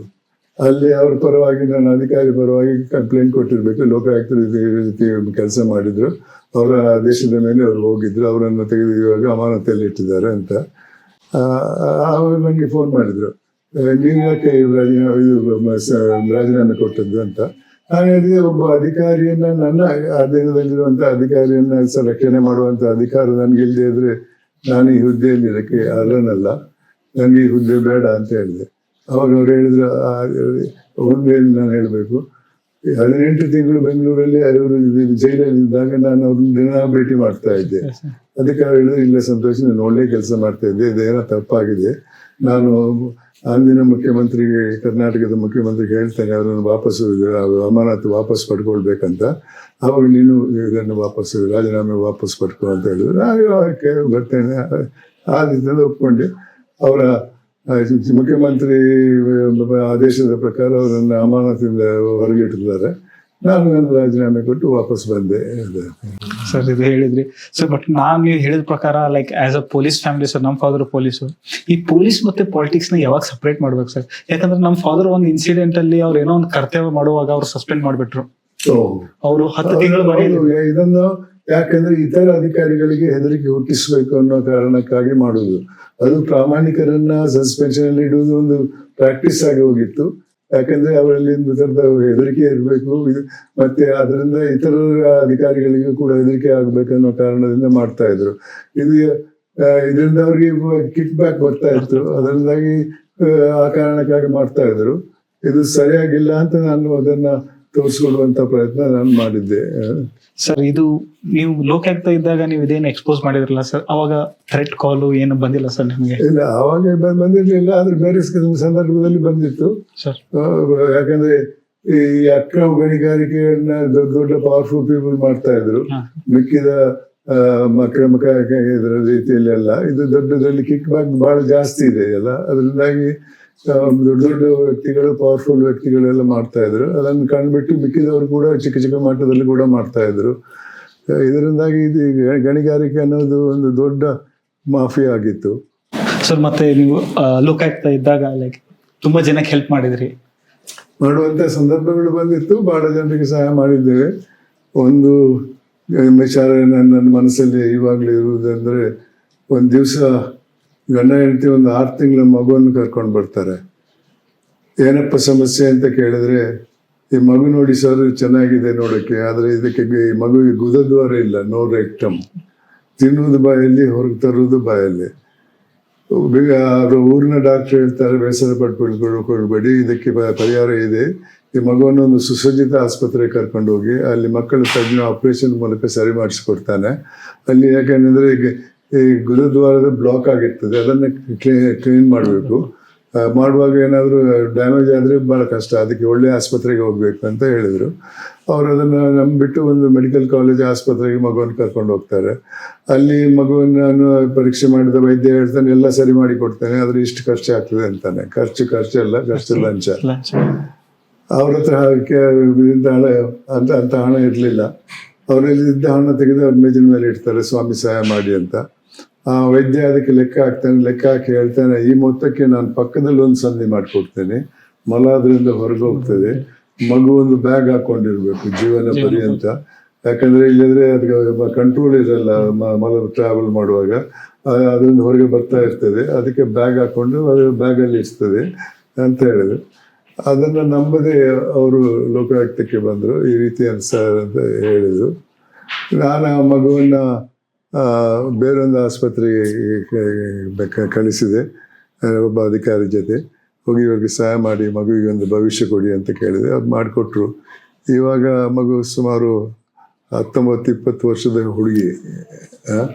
ಇಮ್ಯಾಜಿನ್, ಬ್ಯಾಗ್ ಹಾಕೊಂಡು ತಿರುಗ್ತಾ ಇದ್ರೆ ಆಕೆ ಭವಿಷ್ಯ ಏನು? ಆಕೆಗೆ ಆ ಸಮಸ್ಯೆಗೆ ಪರಿಹಾರ ಇತ್ತು, ಆದರೆ ಇದು ದುರಾಸೆಯಿಂದ ಈ ಅಧಿಕಾರಿಗಳು ಏನೇನು ಮಾಡ್ತಾ ಇದ್ದಾರೆ. ಇದು ಒಂದು, ಇದಕ್ಕೆ ನೂರಾರು ಇಂಥ ಘಟನೆಗಳಿವೆ. ಲೋಕಾಯುಕ್ತದ ಅಧಿಕಾರ ಏನಂದರೆ ಆಡಳಿತೆಯಿಂದ ಜನರಿಗೆ ಆಗುವಂಥ ಅನ್ಯಾಯಕ್ಕೆ ಪರಿಹಾರ ಕೊಡಿಸೋದು. ಅದು ಬಹಳ ಉತ್ತಮವಾದ ಒಂದು ಇದು. ಅಂಥ ರೀತಿಯಲ್ಲಿ ಬಹಳಷ್ಟು ಜನರಿಗೆ ಬೇರೆ ಬೇರೆ ರೀತಿಯಲ್ಲಿ ಸಹಾಯ ಮಾಡಿದ್ದೇವೆ ನಾವು ಲೋಕಾಯುಕ್ತದಲ್ಲಿ. ನಮ್ಮ ಮನಸ್ಸಲ್ಲಿ ಸಮಾಧಾನ ಇದೆ, ಒಳ್ಳೆ ಕೆಲಸ ಆಗಿದೆ ಅಂತ. ಸೊ ಮತ್ತೆ ನೀವು ಎಲ್ಲ ಇಂಟರ್ವ್ಯೂಲಿ ಒಂದು ಮಾತು ಹೇಳಿದ್ರಿ ಸರ್, ಈ we all are living in a society where ಎಲ್ಲರಿಗೂ ಒಂದು ಡಿಸೀಸ್ ಬಂದಿದೆ, ಅದು ಗ್ರೀಡ್. ಹೌದು. ಸೊ ದುರಾಸೆಯಿಂದ ಯಾವ ಆಡಳಿತ ಕೂಡ ಸರಿಯಾಗಿ ನಡೆಯೋಕ್ಕೆ ಸಾಧ್ಯ ಇಲ್ಲ, ಜನರಿಗೆ ನ್ಯಾಯ ಸಿಗೋಕ್ಕೆ ಸಾಧ್ಯ ಇಲ್ಲ. ಈ ದುರಾಸೆ ಅನ್ನೋದು ಇವತ್ತು ಎಲ್ಲ ಮಟ್ಟದಲ್ಲೂ ಇದೆ, ಆಡಳಿತ ಎಲ್ಲ ಮಟ್ಟದಲ್ಲೂ ಇದೆ. ಭಾಳಷ್ಟು ಪರ್ಸೆಂಟೇಜ್ ಆಡಳಿತದಲ್ಲಿರುವವರಲ್ಲಿ ಈ ದುರಾಸೆ ಇದೆ. ಅದರಿಂದ ದುರಾಸೆ ಅನ್ನೋದಕ್ಕೆ ಮಿತಿ ಇಲ್ಲದಂತೆ ಆಗಿದೆ ಇವತ್ತು. ಒಂದೇ ದಾರಿ ಏನಂದರೆ ಅಂಥವರನ್ನ ಹುದ್ದೆಯಿಂದ ಕೆಳಗಿಳಿಸಿ ಅವರಿಗೆ ಪಾಠ ಕಲಿಸ್ಬೇಕು, ಜೈಲಿಗೆ ಕಳಿಸಿ ಪಾಠ ಕಲಿಸ್ಬೇಕು ಅನ್ನೋದು ನನ್ನ ಹೇಳಿದ್ದು. ಇವಾಗ ಜಸ್ಟಿಸ್ ವರ್ಮಾ ಕೇಸಲ್ಲಿ ಒಬ್ರು ಟ್ರ್ಯಾಪಲ್ಲಿ ಸಿಕ್ಕಾಕೊಂಡ್ರು ಸರ್. ಅದು ದುಡ್ಡೆಲ್ಲ ಮಾಡಿ ಅವ್ರ ಮನೆ ಸುಡುವಾಗೆಲ್ಲ ದುಡ್ಡೆಲ್ಲ ಬಂತಂತೇಳಿ. ಸೊ ಆ ಕೇಸಲ್ಲಿ ಅದು ಹೆಂಗೆ ಸರ್? ಇವಾಗ ಜುಡಿಷಿಯರಿ ಸಿಸ್ಟಮ್ ಅಲ್ಲಿ ಜಡ್ಜಸ್ ಆರ್ ಕರಪ್ಟ್. ಸೊ ಅವ್ರನ್ನ ಹೆಂಗೆ ಐಡೆಂಟಿಟಿ ಮಾಡಿ ನೋಡಿ, ಇತ್ತೀಚೆಗೆ ಜಸ್ಟಿಸ್ ವರ್ಮಾ ಅನ್ನೋ ಕೇಸಲ್ಲಿ ಅದೇ ಕೇಸ್ ವಿಚಾರ ಮಾಡ್ತಾ ಇರಬೇಕು. ಅವರ ಔಟ್ ಹೌಸ್ ಅಲ್ಲಿ ಸುಮಾರು 15 ಕೋಟಿ ರೂಪಾಯಿ ಇತ್ತಂತೆ. ಅದು ಅದೇ ಫೈರ್ ಆಕ್ಸಿಡೆಂಟ್ ಆಗಿಬಿಟ್ಟು ಅದರಲ್ಲಿ ಭಾಳಷ್ಟು ಹಣ ಸುಟ್ಟೋಗಿದೆ. ಅವ್ರನ್ನ ಇವಾಗ ವಿಚಾರಣೆ ಮಾಡಿದ್ದಾರೆ, ಅವ್ರು ರಿಪೋರ್ಟ್ ಕೊಟ್ಟಿದ್ದಾರೆ ಸರ್ಕಾರಕ್ಕೆ, ಅವರು ಹುದ್ದೆಯಿಂದ ತೆಗಿಬೇಕು ಮತ್ತು ಅವ್ರಿಗೆ ಶಿಕ್ಷೆ ಕೂಡ ಆಗಬೇಕಂತ. ಅವರು ಹುದ್ದೆಗೆ ರಾಜೀನಾಮೆ ಕೊಟ್ಟಿದ್ದಾರೆ, ಯಾಕಂದರೆ ಅದು ಕೇಸ್ ಮುಗಿಬಹುದು ಅನ್ನೋ ಹಿನ್ನೆಲೆಯಲ್ಲಿ. ಆದರೆ ಈಗ ಸರ್ಕಾರ ಒಪ್ಪಲಿಲ್ಲ ಅದಕ್ಕೆ. ಈ ದುರಾಸೆ ಅನ್ನೋದು ಎಲ್ಲ ವೃತ್ತಿಯಲ್ಲೂ ಇದೆ, ಎಲ್ಲ ಹುದ್ದೆಯಲ್ಲಿದ್ದಂಥ ವ್ಯಕ್ತಿಗಳೆಲ್ಲ ಅಲ್ಲಿ ಸ್ವಲ್ಪ ಮಟ್ಟಿಗೆ ಪ್ರಾಮಾಣಿಕರಿದ್ದಾರೆ. ನನ್ನ ತಂದೆಯವರು ಯಾವಾಗಲೂ ನನಗೆ ಹೇಳ್ತಾ ಇದ್ದಾರೆ, ನಮ್ಮ ಮಕ್ಕಳಿಗೆ, ನನ್ನ ಅಣ್ಣ ತಂಗಿಯಂದಿರಿಗೆಲ್ಲ ಇದ್ದದ್ರಲ್ಲೇ ತೃಪ್ತಿ ಪಡೆಯುವಂಥ ಒಂದು ಗುಣ ಇರಬೇಕು. ಅವರು 4,000 ರೂಪಾಯಿ ಸಂಬಳದಲ್ಲಿ ನಮ್ಮ 6 ಜನ ಮಕ್ಕಳಿಗೆ ಹೊಟ್ಟೆಗೆ ಹಾಕಿದ್ರು, ವಿದ್ಯೆ ಕೊಟ್ಟರು, ಎಲ್ಲರಿಗೂ ವಿದ್ಯೆ ಕೊಟ್ಟಿದ್ರು. ಅವ್ರು ನಿವೃತ್ತರಾದ ನಂತರ ಡೆಲ್ಲಿ ಬಿಟ್ಟು ಬಂದು ಒಂದು ನಿಟ್ಟೆ ಅನ್ನೋ ಒಂದು ಹಳ್ಳಿಯ ಗ್ರಾಮದಲ್ಲಿ ಇದ್ರು. ಯಾಕಂದರೆ ಅವ್ರ ಸಂಬಳ ಪೆನ್ಷನು 1,000 ರೂಪಾಯಿ ಏನಾಯಿತು ತಿಂಗಳಿಗೆ. ಅದರಲ್ಲಿ ಜೀವನ ಮಾಡಬೇಕನ್ನೋ ಇದೆ. ಚಿಕ್ಕ ಗ್ರಾಮದಲ್ಲಿದೆ. ಇವತ್ತು ನಿಟ್ಟೆ ಹೆಸರು ದೊಡ್ಡದಾಗಿದೆ, ಯಾಕಂದರೆ ಅಲ್ಲೊಂದು ಯೂನಿವರ್ಸಿಟಿ ಬಂದಿದೆ. ನನ್ನ ಅಣ್ಣ ಅಮ್ಮ ಅದನ್ನು ಮಾಡಿದ್ದು. ಆದರೆ ಅವರು ಅಂಥ ಒಂದು ಇದನ್ನು ಭಾವನೆ ಇಟ್ಕೊಂಡು ನಡತೆ ಇಟ್ಕೊಂಡು ನಮ್ಗೆಲ್ರಿಗೂ ಹೇಳಿಕೊಟ್ಟು ಇದು ಮಾಡಿದವರು. ಅದರಿಂದ ನಾವೆಲ್ಲ ನಮ್ಮಲ್ಲಿ ಇನ್ನೊಂದು ಹೇಳಿದ್ರು, ನಾವು 6 ಜನ ಮಕ್ಕಳಿದ್ರು, ನೀವು ದೊಡ್ಡವರು ಆದಮೇಲೆ ಒಂದೇ ಮನೆಯಲ್ಲಿ ಇರಬಾರ್ದು, ಜೊತೆಯಲ್ಲಿ ಬಿಸ್ನೆಸ್ ಮಾಡಬಾರ್ದು, ಜೊತೆಯಲ್ಲಿ ಪ್ರಾಪರ್ಟಿ ತಗೊಳ್ಬಾರ್ದು ಅಂತ ನಾವು ಅದನ್ನು ಕಡ್ಡಾಯವಾಗಿ ಪಾಲಿಸಿದ್ದೇವೆ. ನಾನು ಬೆಂಗಳೂರಲ್ಲಿದ್ದೇನೆ, ನನಗೆ ಮಕ್ಕಳಿಲ್ಲ, ನನ್ನ ಯಾವುದೇ ಇನ್ವೆಸ್ಟ್ಮೆಂಟ್ ಅವನು ಬಿಸ್ನೆಸ್ಸಲ್ಲಿ ಇಲ್ಲ, ನಾನು ನನ್ನಷ್ಟಕ್ಕೆ ಇದ್ದೇನೆ. ಮಿಕ್ಕಿದ ಇಬ್ಬರು ಇನ್ನೊಬ್ಬ ಅಣ್ಣ ನೇವಿಯಲ್ಲಿದ್ದ, ಇವ ರಿಟೈರ್ ಆಗಿದ್ದಾನೆ, ಅಮೆರಿಕಾದಲ್ಲಿ ಸೆಟ್ಲ್ ಆಗಿದ್ದಾನೆ. ಇನ್ನೊಬ್ಳು ತಂಗಿ, ಅವಳ ಗಂಡ ಗಲ್ಫ್ ಏರ್ವೇಸಲ್ಲಿ ವೈಸ್ ಪ್ರೆಸಿಡೆಂಟ್ ಆಗಿದ್ದರು. ಅವ್ರು ತೀರ್ಕೊಂಡಿದ್ದಾರೆ. ಅವಳು ಬೆಂಗಳೂರಲ್ಲಿ ಒಂದೇ ಮನೆಯಲ್ಲಿ ಒಂದೇ ಫ್ಲ್ಯಾಟಲ್ಲಿ ಇದ್ದಾಳೆ. ಅವಳು 2 ಗಂಡು ಮಕ್ಕಳಿದ್ದಾರೆ, ಬೆಂಗಳೂರಲ್ಲಿ ಬೇರೆ ಬೇರೆ ಮನೆ ಮಾಡ್ಕೊಂಡು ಬಿಸ್ನೆಸ್ ಮಾಡ್ತಾ ಇದ್ದಾರೆ. ಇನ್ನೊಬ್ಳು ಅಮೆರಿಕದಲ್ಲಿದ್ದಾರೆ, ಗಂಡ ತೀರ್ಕೊಂಡಿದ್ದಾನೆ, ಮಗ ಬೇರೆ ಮನೆಯಲ್ಲಿದ್ದಾನೆ, ಅವಳೊಬ್ಳು ಇನ್ನೊಂದು ಮನೆ ಇದೆ. ಈ ರೀತಿ ನಾವು ಬೇರೆ ಬೇರೆ ಇದ್ದೇವೆ. ಇನ್ನೊಬ್ಬರಿಗೆ ಆರ್ಥಿಕ ಸಂಬಂಧ ಇಲ್ಲ, ರಕ್ತ ಸಂಬಂಧ ಇದೆ. ಅದರಿಂದಾಗಿ ಪ್ರೀತಿ ವಾತ್ಸಲ್ಯ ಜಾಸ್ತಿ ಇದೆ. ಸರ್, ನಾವು KS ಹೆಗ್ಡೆ ಸರ್ನು is a part of Kesavananda Bharati case ಆ ಬೆಂಚಲ್ಲಿ. ಸೊ ಅವರು ಒಬ್ರು ಬೆಂಚ್ ಮೆಂಬರ್. ಸೊ ಆ ಟೈಮಲ್ಲಿ ಸರ್ ನಿಮಗೆ ಅದರಿಂದನೇ ಏನಾದರೂ ಇನ್ಫ್ಲುಯೆನ್ಸ್ ಆಯ್ತಾ? ಇಲ್ಲ, ನಾನು ಸ್ಟೂಡೆಂಟ್ ಆಗಿದ್ದೆ. ಅದರಿಂದಾಗಿ ಅವರು ಡೆಲ್ಲಿಯಲ್ಲಿದ್ದರು, ನಾನು ಬೆಂಗಳೂರಲ್ಲಿದ್ದೆ. ಹೌದು, ಬೆಂಗಳೂರು ಇನ್ಫ್ಲುಯೆನ್ಸಿಗೆ ಬರ್ತಾ ಇದ್ದರು. ನಾನು ಕಡೆ ಹೇಳ್ತಾ ಇದ್ದೆ, ನನ್ನಿಂದ ಸಾಧ್ಯ ಇಲ್ಲ, ನಾನು ಯಾರಿಗೂ ಇನ್ಫ್ಲುಯೆನ್ಸ್ ಮಾಡೋಕ್ಕೆ ಹೋಗಲ್ಲ, ನನ್ನ ತಂದೆಯವ್ರಿಗೂ ನಾನು ಮಾತಾಡೋಕ್ಕೆ ಹೋಗಲ್ಲ. ಅವ್ರಿಗೆ ಏನಾದರೂ ಗೊತ್ತಿದ್ರೆ ಎಲ್ಲಿ ತಪ್ಪಾಗಿದೆ ಅಂತ ಅವ್ರಿಗೆ ಗೊತ್ತಾಗ್ತದೆ, ಅವ್ರು ಸಹಾಯ ಮಾಡ್ಬೋದು ಅವರಷ್ಟಕ್ಕೆ. ನಾನು ಸಹಾಯ ಮಾಡಿಲ್ಲ, ಇನ್ಯಾರು ಮಾಡುವ ಹಿಂಗಿಲ್ಲ ಅಂತ ಹೇಳಿ. ಸೊ ಸ್ಟಾರ್ಟಿಂಗಿಂದಾನೇ ತಂದೆ ಏನೇನು ಹೇಳಿದ್ರು ನೋಡ್ಕೊಂಬಂದಿದ್ದೆ ಸರ್, ತುಂಬ ಖುಷಿ ಆಯ್ತು ಸರ್. ಹೌದು ಸರ್, ಒಂದು ಜಡ್ಜ್ಮೆಂಟ್ ನಿಮ್ಗೆ ತುಂಬ ಕ್ಲೋಸೆಸ್ಟ್ ಯಾವುದು ಸರ್ ನಿಮಗೆ ಟೆನ್ಯೂರಲ್ಲಿ ನೀವು ಕೊಟ್ಟಿರೋ ಜಡ್ಜ್ಮೆಂಟು? ಹಲವಾರು ಜಡ್ಜ್ಮೆಂಟ್ಗಳನ್ನು ಕೊಟ್ಟಿದ್ದೇನೆ. ಒಂದು ವಿಚಾರ ಏನಂದರೆ, ಒಬ್ಬ ಮುಖ್ಯಮಂತ್ರಿಯ ವಿರುದ್ಧ, ಬಿಹಾರಿನ ಮುಖ್ಯಮಂತ್ರಿ ವಿರುದ್ಧ ಒಂದು ಆರೋಪ ಬಂತು, ಈ ರೀತಿ ಮೋಸ ಮಾಡಿದ್ದಾರಂತ. ಅದರಲ್ಲಿ ನಾನು ವಿಚಾರಣೆ ಮಾಡುವಾಗ ಭಾಳಷ್ಟು ಜನ ನನ್ನ ಹತ್ರ ಬಂದಿದ್ದರು. ನಾನು ಹೇಳಿದೆ, ಇನ್ನೊಂದು ಸಲ ಮನೆಯೊಳಗೆ ಬಂದರೆ ನಿಮ್ಮನ್ನು ವಾಪಸ್ ಹೋಗೋಕ್ಕೆ ನಿಮ್ಮ ಮನೆಗೆ ಬಿಡಲ್ಲ, ಬೇರೆ ಕಡೆಗೆ ಕಳಿಸ್ತೇನೆ ಅಂತ ಹೇಳಿದೆ. ಧೈರ್ಯದಿಂದ ಆ ಕೆಲಸ ಮಾಡಿದೆ. ವ್ಯಕ್ತಿಯ ವಿರುದ್ಧ ವರದಿ ಕೊಟ್ಟಿದ್ದೇನೆ. ಅದೇ ರೀತಿ ಬೇರೆ ಬೇರೆ ಭಾಳಷ್ಟು ಜನರಿಗೆ ಇದು ಮಾಡಿದ್ದೇನೆ. ಇನ್ನೊಬ್ಬರನ್ನ ಜೈಲಿಗೆ ವಿಚಾರಣೆ ಸಂದರ್ಭದಲ್ಲಿ ಜೈಲಿಗೆ ಕಳಿಸಿದರು. ಆ ವ್ಯಕ್ತಿ ಮಿಕ್ಕಿದವರ ಸಹಾಯದಿಂದ ಅಕ್ರಮವಾಗಿ ಡೆಲ್ಲಿಗೆ ಟ್ರಾನ್ಸ್ಫರ್ ಮಾಡಿ ಡೆಲ್ಲಿಯಲ್ಲಿ ಆಸ್ಪತ್ರೆಯಲ್ಲಿ ಇಟ್ಟಿದ್ರು. ಅದು ತಪ್ಪು ಅಂತ ಹೇಳಿಬಿಟ್ಟು ಅವರನ್ನು ವಾಪಸ್ ತಿಹಾರ್ ಜೈಲ್ ಡೆಲ್ಲಿಯಲ್ಲಿ ಇಟ್ಟಿದ್ದೆ. ಸೊ ಹಲವಾರು ಕೇಸ್ಗಳಲ್ಲಿ ನಿಮ್ಮ ರೋಲ್ ತುಂಬ ಚೆನ್ನಾಗಿದೆ ಸರ್. ಸರ್, ಈಗ ಇನ್ನೊಂದು ನನ್ನ ಕಡೆಯಿಂದ ಕ್ವಶನ್ ಏನು ಸರ್, how to make this judicial appointment transparent ಆಗಿ ಯಾವ ಥರ ಮಾಡ್ಬೇಕು ಸರ್? ಯಾಕಂದ್ರೆ ಮೊದಲು ನೋಡಿ, ಇವತ್ತು ಕೊಲಿಜಿಯಂ ಸಿಸ್ಟಮ್ ಅಂತ ಇದೆ. ಹಿಂದೆ ಅದು ಇರಲಿಲ್ಲ. ಸರ್ಕಾರ ಯಾರನ್ನು ಬೇಕೋ ಅವ್ರನ್ನ ಮಾಡ್ತಾ ಇದ್ರು. ಆಮೇಲೆ ಇವಾಗ ಕೊಲಿಜಿಯಂ ಸಿಸ್ಟಮ್ ಮಾಡಿಬಿಟ್ಟು ನ್ಯಾಯಾಧೀಶರುಗಳೇ 3 ಹೈಕೋರ್ಟಿಗೆ 3 ಜನ ನ್ಯಾಯಾಧೀಶರಿಂದ ಟೀಮ್ ಇದೆ, ಅವ್ರ ನೇಮಕ ಮಾಡಬೇಕು. ಸುಪ್ರೀಂ ಕೋರ್ಟಿಗೆ 5 ಜನ ನ್ಯಾಯಾಧೀಶರೊಂದು ಕಮಿಟಿ ಇದೆ, ಕೊಲಿಜಿಯಂ ಅಂತ ಅವ್ರು ಮಾಡ್ತಾರೆ. ಇವಾಗ ಕೊಲಿಜಿಯಂ ಮೇಲೆ ಕೂಡ ಆರೋಪಗಳಿವೆ, ಎಲ್ಲ ಇನ್ಫ್ಲುಯೆನ್ಸಲ್ಲಿ ಮಾಡ್ತಾ ಇದ್ದಾರೆ ಅಂತ. ಆದರೆ ಇನ್ನೇನು ಮಾಡೋಕ್ಕೆ ಸಾಧ್ಯ ಇದೆ? ಇವಾಗ ಅವ್ರದ್ದು ಏನಂದ್ರೆ ತಿರ್ಗಾ MLA MP-ಗಳನ್ನು ಕಮಿಟಿಯಲ್ಲಿ ನೇಮಕ ಮಾಡಬೇಕಂತ. ಅವ್ರನ್ನ ಮಾಡಿದ್ರೆ ಏನಾಗ್ತಿದೆ ಎಲ್ಲರಿಗೂ ಗೊತ್ತಿದ್ದ ವಿಚಾರ. ನನ್ನ ಅನಿಸಿಕೆಯಲ್ಲಿ ಕೊಲಿಜಿಯಂ ಸಿಸ್ಟಮ್ ಬಿಟ್ಟು ಬೇರೆ ಯಾವ ಸಿಸ್ಟಮ್ ಇಲ್ಲ. ಯಾಕೆಂದರೆ ಬೇರೆಯವರಾದರೆ, ಹೊರಗಿಂದ ಬರುವವರಾದರೆ ಅವ್ರಿಗೆ ಇನ್ಫ್ಲುಯೆನ್ಸ್ ಬೇರೆ ಬೇರೆ ರೀತಿಯಲ್ಲಿ ಇರ್ತದೆ. ಮತ್ತೆ ಅವ್ರಿಗೆ ಯಾರು ಒಳ್ಳೆಯವರು, ಯಾರು ಒಳ್ಳೆ ಮಾಹಿತಿ ಇದ್ದವರು ಅಂತ ಅವ್ರಿಗೆ ಗೊತ್ತಿದೆ, ಅವ್ರಿಗೆ ಗೊತ್ತಿರಲ್ಲ. ಜಡ್ಜಸ್ ಆದರೆ ಅವರು ನೋಡಿರ್ತಾರೆ, ಅವರ ವಿರುದ್ಧ ಕೇಸ್ಗಳು ಎಲ್ಲ ಬರ್ತದೆ, ಕಂಪ್ಲೇಂಟ್ಗಳು ಬರ್ತವೆ, ಎಲ್ಲ ಅವ್ರ ಮುಂದೆ ಇರ್ತದೆ. ಅದರಿಂದಾಗಿ ಅವರು ಇರುವವರಲ್ಲಿ ಅವ್ರು ಬೆಟರ್ ಅಂತ ಹೇಳ್ಬೋದು. ಆದರೆ ಅವರಲ್ಲೂ ಕೂಡ ತಪ್ಪು ಮಾಡೋರು ಬಹಳ ಜನ ಇದ್ದಾರೆ ಇವತ್ತು. ದುರಾಸೆ ಎಲ್ಲ ಕಡೆ ಇದೆ, ನ್ಯಾಯಾಂಗದಲ್ಲಿ ಕೂಡ ಇದೆ, ಇಲ್ಲ ಅಂತಲ್ಲ. ಬೇರೆ ದಾರಿ ಇಲ್ಲ. ಇವಾಗ MLA MP ಗಳಿಗೆ ಕಾಲೇಜ್ ಮೇಲೆ ಹಾಕಿದರೆ ಎಲ್ಲರಿಗೂ ಗೊತ್ತಿದ್ದ ವಿಚಾರ ಏನಂತ. ಇದಕ್ಕೇನು ಸಮಸ್ಯೆಗೆ ಪರಿಹಾರ ಹುಡುಕ್ಬೇಕಾಗ್ತದೆ. ಏನಾದರೂ ಮಾಡಿ ಪ್ರಾಮಾಣಿಕರು ಮಾತ್ರ ಇರಬೇಕು ಕಾಲೇಜಲ್ಲಿ ಅಂತ. ಅದು ಹೆಂಗೆ ಮಾಡೋದು ಗೊತ್ತಿಲ್ಲ. ಮತ್ತೆ ಸರ್, ಈಗ ಹೈಯರ್ ಲೆವೆಲ್ ಜುಡಿಷಿಯರಿಯಲ್ಲಿ ಹೋದ್ರೆ CJI ಇನ್ನೂವರೆಗೆ ಯಾವ್ದು ಲೇಡೀಸ್ ಅಂತೂ ಯಾರಾಗಿಲ್ಲ. ಸೊ ಅದು ಯಾಕೆ ಸರ್? ಇನ್ನು ನಾಗರತ್ನ ಮೇಡಮ್ ಆಗ್ತಾರೆ. ಸೊ ಹಿಂದೆ ಯಾಕೆ ಅವ್ರಿಗೇನು ಅಷ್ಟೊಂದು ಇದು ಸಿಗಲ್ಲ? ನೋಡ್ರಿ, ಹಿಂದೆ ನಮ್ಮ ದೇಶದಲ್ಲಿ ಮಹಿಳೆಯರಂದ್ರೆ ಅಡಿಗೆ ಮನೆ ಮೇಲೆ ಇರುವವರು ಮಾತ್ರ ಅಂತ ಇತ್ತು. ತದನಂತರ ಅವರು ಚುನಾವಣೆಗೆ ಬಂದರು. ತದನಂತರ IAS IPS IFS ಎಲ್ಲ ಅವರು ಶುರು ಮಾಡಿದ್ರು. ಇವಾಗ ಅವರು ಸಂಖ್ಯೆ ಕಮ್ಮಿ ಆಗಿದೆ. ಗಂಡಸರಿದ್ದಂಥ ಸಂಖ್ಯೆಯಲ್ಲಿ ಅವರಿಲ್ಲ. ಆದರೆ ಇವಾಗ ಪರ್ಸೆಂಟೇಜ್ ಕೊಡೋಕ್ಕೆ ಶುರು ಮಾಡಿದ್ದಾರೆ. ಈ ಪರ್ಸೆಂಟೇಜ್ ಅವ್ರಿಗೆ ಕೊಡಬೇಕು ಅಂತ ಪ್ರಯತ್ನ ಆಗ್ತಾ ಇದೆ.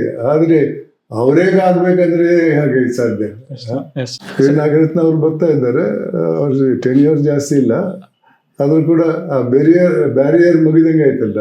ಏನಿಷ್ಟು ದಿನ ಹೇಳ್ತಾ ಬಂದಿದ್ರು. ಹೌದು, ಒಂದ್ಸಲ ಆದ್ರೆ ಮತ್ತೆ ಜಾಸ್ತಿ ಬರ್ತಾರೆ. ಮೊದಲನೇ ಸುಪ್ರೀಂ ಕೋರ್ಟ್ ಲೇಡಿ ಜಡ್ಜ್ ಆದಾಗ ಬಹಳ ವರ್ಷದಿಂದ ಯಾರು ಇರಲಿಲ್ಲ, 50-60 ವರ್ಷದಿಂದ. ಇವಾಗ 2-3 ಜನ ಇದ್ದಾರೆ. ಅವ್ರ ಸಂಖ್ಯೆ ಕಮ್ಮಿ ಇರ್ತದೆ. ಬಟ್ ಅವರು ಕಾಂಪಿಟೇಷನ್ ಇದ್ದಾರೆ ಸರ್. ಸರ್ ಮತ್ತೆ ಇನ್ನೊಂದು, ನೀವು ನಾ ಇಂಟರ್ವ್ಯೂ ಕೇಳ್ಪಟ್ಟೆ ದಟ್ ನಿಮಗೂ ಒಂದು CJI ಆಪರ್ಚುನಿಟಿ ಬಂದಿತ್ತು. ಲೈಕ್ ಇಲ್ಲ, ಆಪರ್ಚುನಿಟಿ ಇತ್ತು. ಅದು ಯಾವ ಕಾರಣಕ್ಕಾಗಿ ನನಗೆ ಗೊತ್ತಿಲ್ಲ, ನಾನು ಹೇಳ ಬಯಸುದಿಲ್ಲ. ನನಗೆ ಅದರಿಂದ ಏನು ಬೇಜಾರಿಲ್ಲ.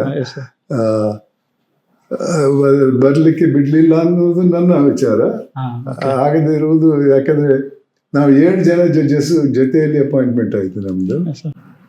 ಅದರಲ್ಲಿ 4 ಜನರನ್ನ ಮೊದಲು ಮಾಡಿದ್ರು 1 ವಾರ, ಮುಖ್ಯದ 3 ಜನರನ್ನ 1 ವಾರದ ನಂತರ ಮಾಡಿದ್ರು.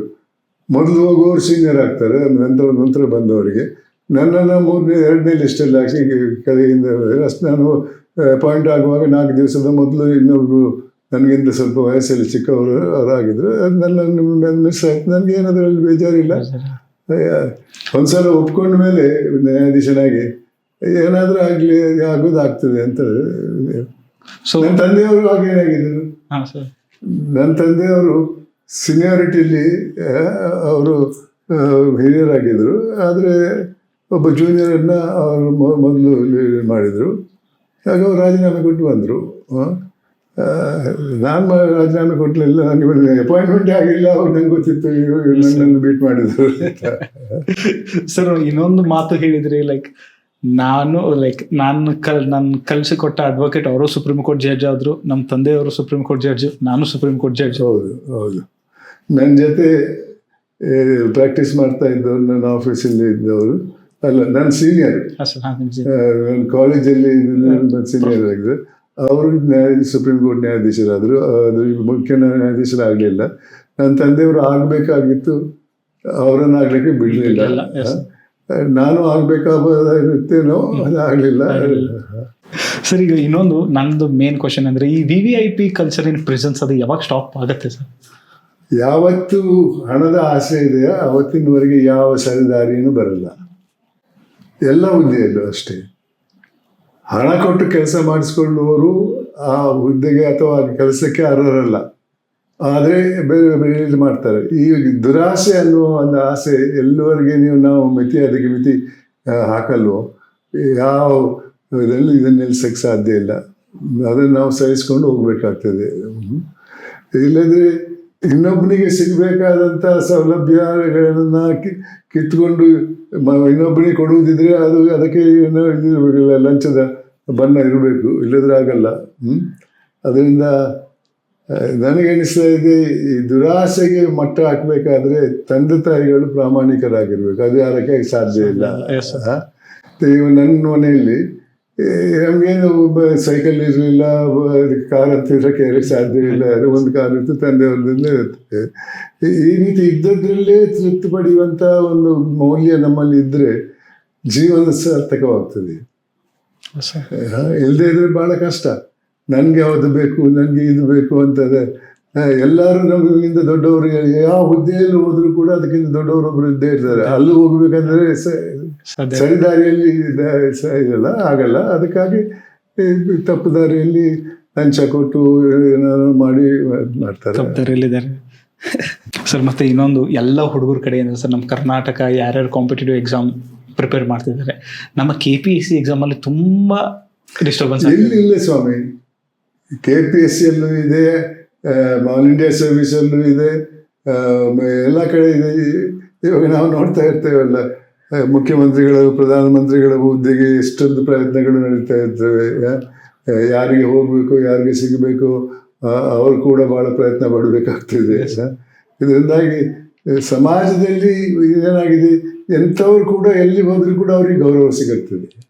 ಇಲ್ಲದೇ ಇದ್ರೆ ಈತ ತಪ್ಪು ದಾರಿಯಲ್ಲಿ ಈ ಹುದ್ದೆಗೆ ಬಂದಿದ್ದಾನೆ, ಇವನಿಗೆ ಗೌರವ ಕೊಡಬಾರ್ದು ಅನ್ನೋ ಸಮಾಜದಲ್ಲಿ ನಾವಿದ್ರೆ ಅದು ಭಾಳ ಕಮ್ಮಿ ಆಗ್ತಾ ಇತ್ತು. ಈಗ ಅದಾಗಲ್ಲ. ದೊಡ್ಡ ಹುದ್ದೆಯಲ್ಲಿದ್ದ ಸರಿ ಅವ್ರಿಗೊಂದು ಸಲ. ಅದರಿಂದ ಒಳ್ಳೆಯವರಲ್ಲೂ ಕೂಡ ಒಂದು ಆಸೆ ಹುಡ್ತದೆ, ಏನಾದರೂ ಪ್ರಯತ್ನ ಮಾಡಿ ನಾನು ಹುದ್ದೆಗೆ ಹೋಗ್ಬೇಕು ಅಂತ. ಇದರಿಂದ ಬಹಳಷ್ಟು ಅನ್ಯಾಯ ಆಗ್ತಾ ಇದೆ. ಆದರೆ ಅದನ್ನು ಸರಿಪಡಿಸಬೇಕಾದ್ರೆ ಸಮಾಜದಲ್ಲಿ ಬದಲಾವಣೆ ಬರಬೇಕು. ಸಮಾಜದಲ್ಲಿ 2 ಮೌಲ್ಯಗಳಿದ್ರೆ ಸಾಕು, ತೃಪ್ತಿ ಮತ್ತು ಮಾನವೀಯತೆ.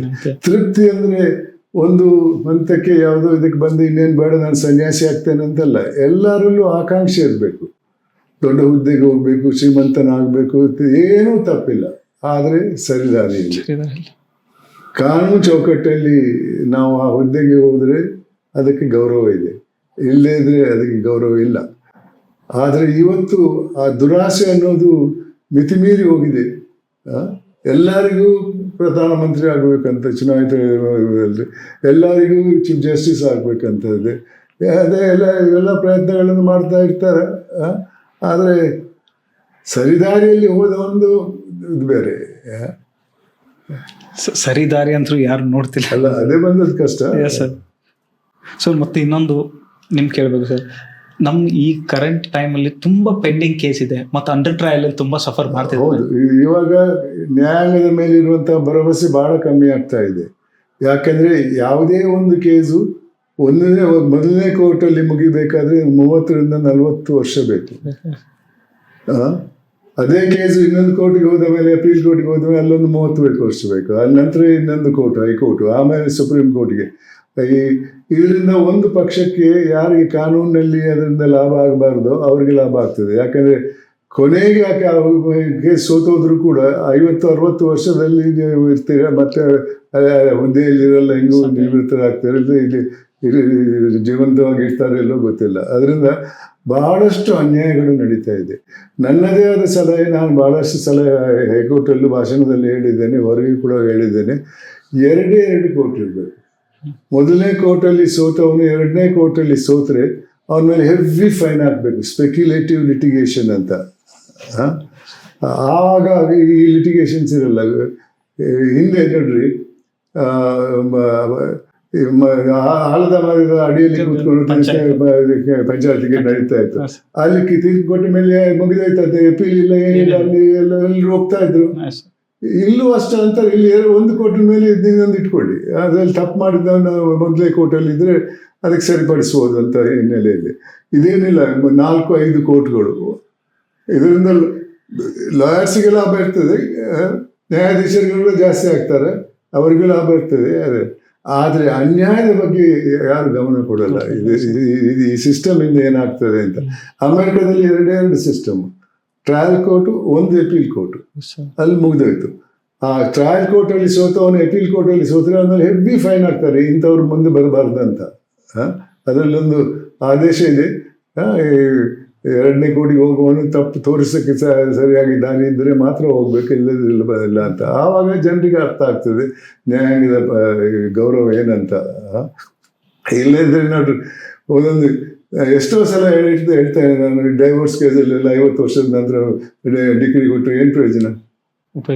ಅದೇ ಸಾಲ ತಗೊಂಡವನು ವಾಪಸ್ ಸಾಲ ಕೊಡಬೇಕಾದ್ರೆ 50 ವರ್ಷದ ನಂತರ ಜಡ್ಜ್ಮೆಂಟ್ ಕೊಟ್ಟರು ಏನು ಪ್ರಯೋಜನ? ಪ್ರತಿ ಕೋರ್ಟಲ್ಲೂ ನೋಡಿ, ಸುಪ್ರೀಂ ಕೋರ್ಟಲ್ಲಿ 1.5 ಮಿಲಿಯನ್ ಕೇಸ್ ಅಂದರೆ 15 ಲಕ್ಷ ಕೇಸ್ ಪೆಂಡಿಂಗ್ ಇದೆ ಅಂತ ಹೇಳ್ತಾರೆ. ಎಲ್ಲಿ ನ್ಯಾಯ? ಹಿಂದೆ ಒಂದು ಗಾದೆ ಇತ್ತು, justice delayed is justice denied ಅಂತ. ಇವಾಗ ಆ ಗಾದೆಗೊಂದು ಇದು ಮಾಡಿದ್ದಾರೆ, ಅಮೆಂಡ್ಮೆಂಟ್ ತಂದಿದ್ದಾರೆ, ಜಸ್ಟಿಸ್ ಹರಿಡ್ ಈಸ್ ಜಸ್ಟಿಸ್ ಬೆರಿಡ್ ಅಂತ. ಈ ರೀತಿ ಆಗ್ತಾ ಇದೆ. ಇದರಿಂದ ಬಹಳ ಅನ್ಯಾಯ ಆಗ್ತಾ ಇದೆ. ನ್ಯಾಯ ಸಿಗಬೇಕಾದ್ರೆ ಬಹಳ 50-60 ವರ್ಷ ಬೇಕಾಗ್ತದೆ. ಇದರಿಂದ ಏನು ಪ್ರಯೋಜನ ಇಲ್ಲ ಅಂತ ನನಗೆ ಅನಿಸ್ತಾ ಇದೆ. ಸರ್, ಈ ಕೋರ್ಟ್ ಪ್ರೊಸೀಡಿಂಗ್ಸ್ ಎಲ್ಲ ಕೋರ್ಟ್ ಮೆಟ್ಲು ಹತ್ತಿಸ್ಬಿಡ್ತೀನಿ, ಬಡವ್ರಿಗೆ ಅಲ್ಲ. ಬಡವರಿಗೆ ಮಾತ್ರ ಅಲ್ಲ, rich man also has to suffer.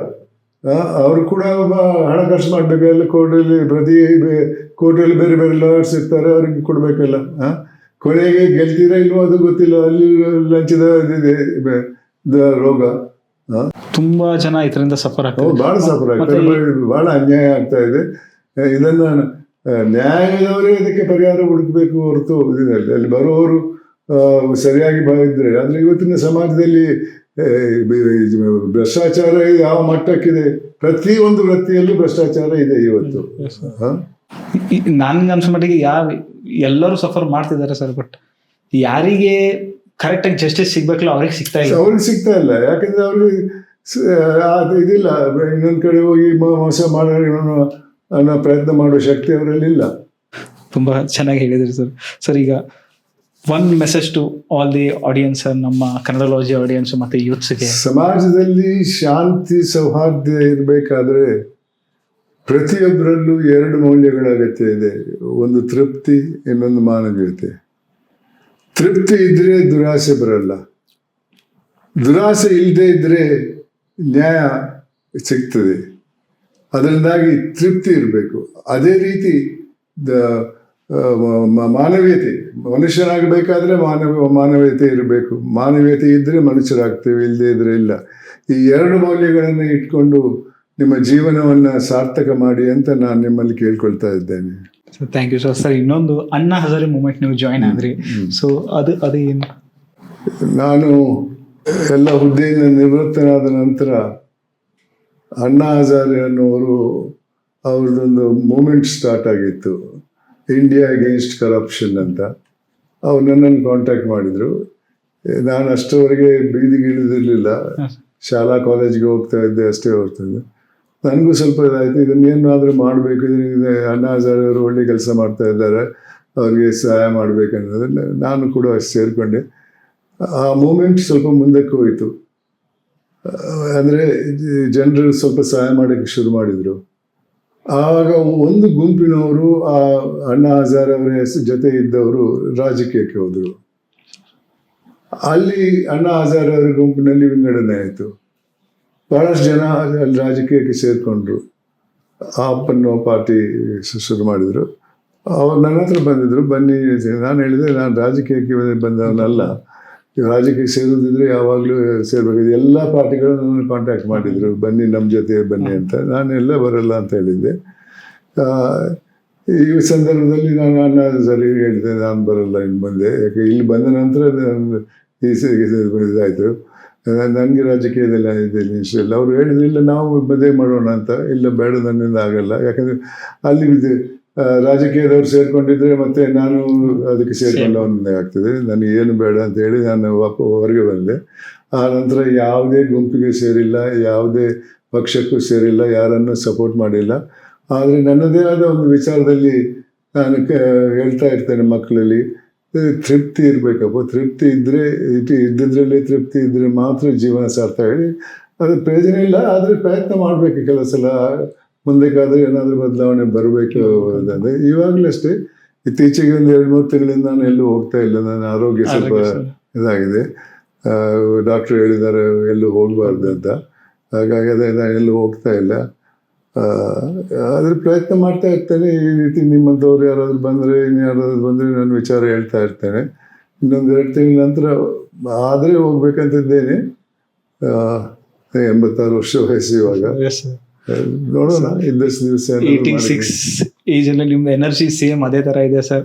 Thank you so much for being a part of Kannadology sir. ತುಂಬ ಧನ್ಯವಾದಗಳು.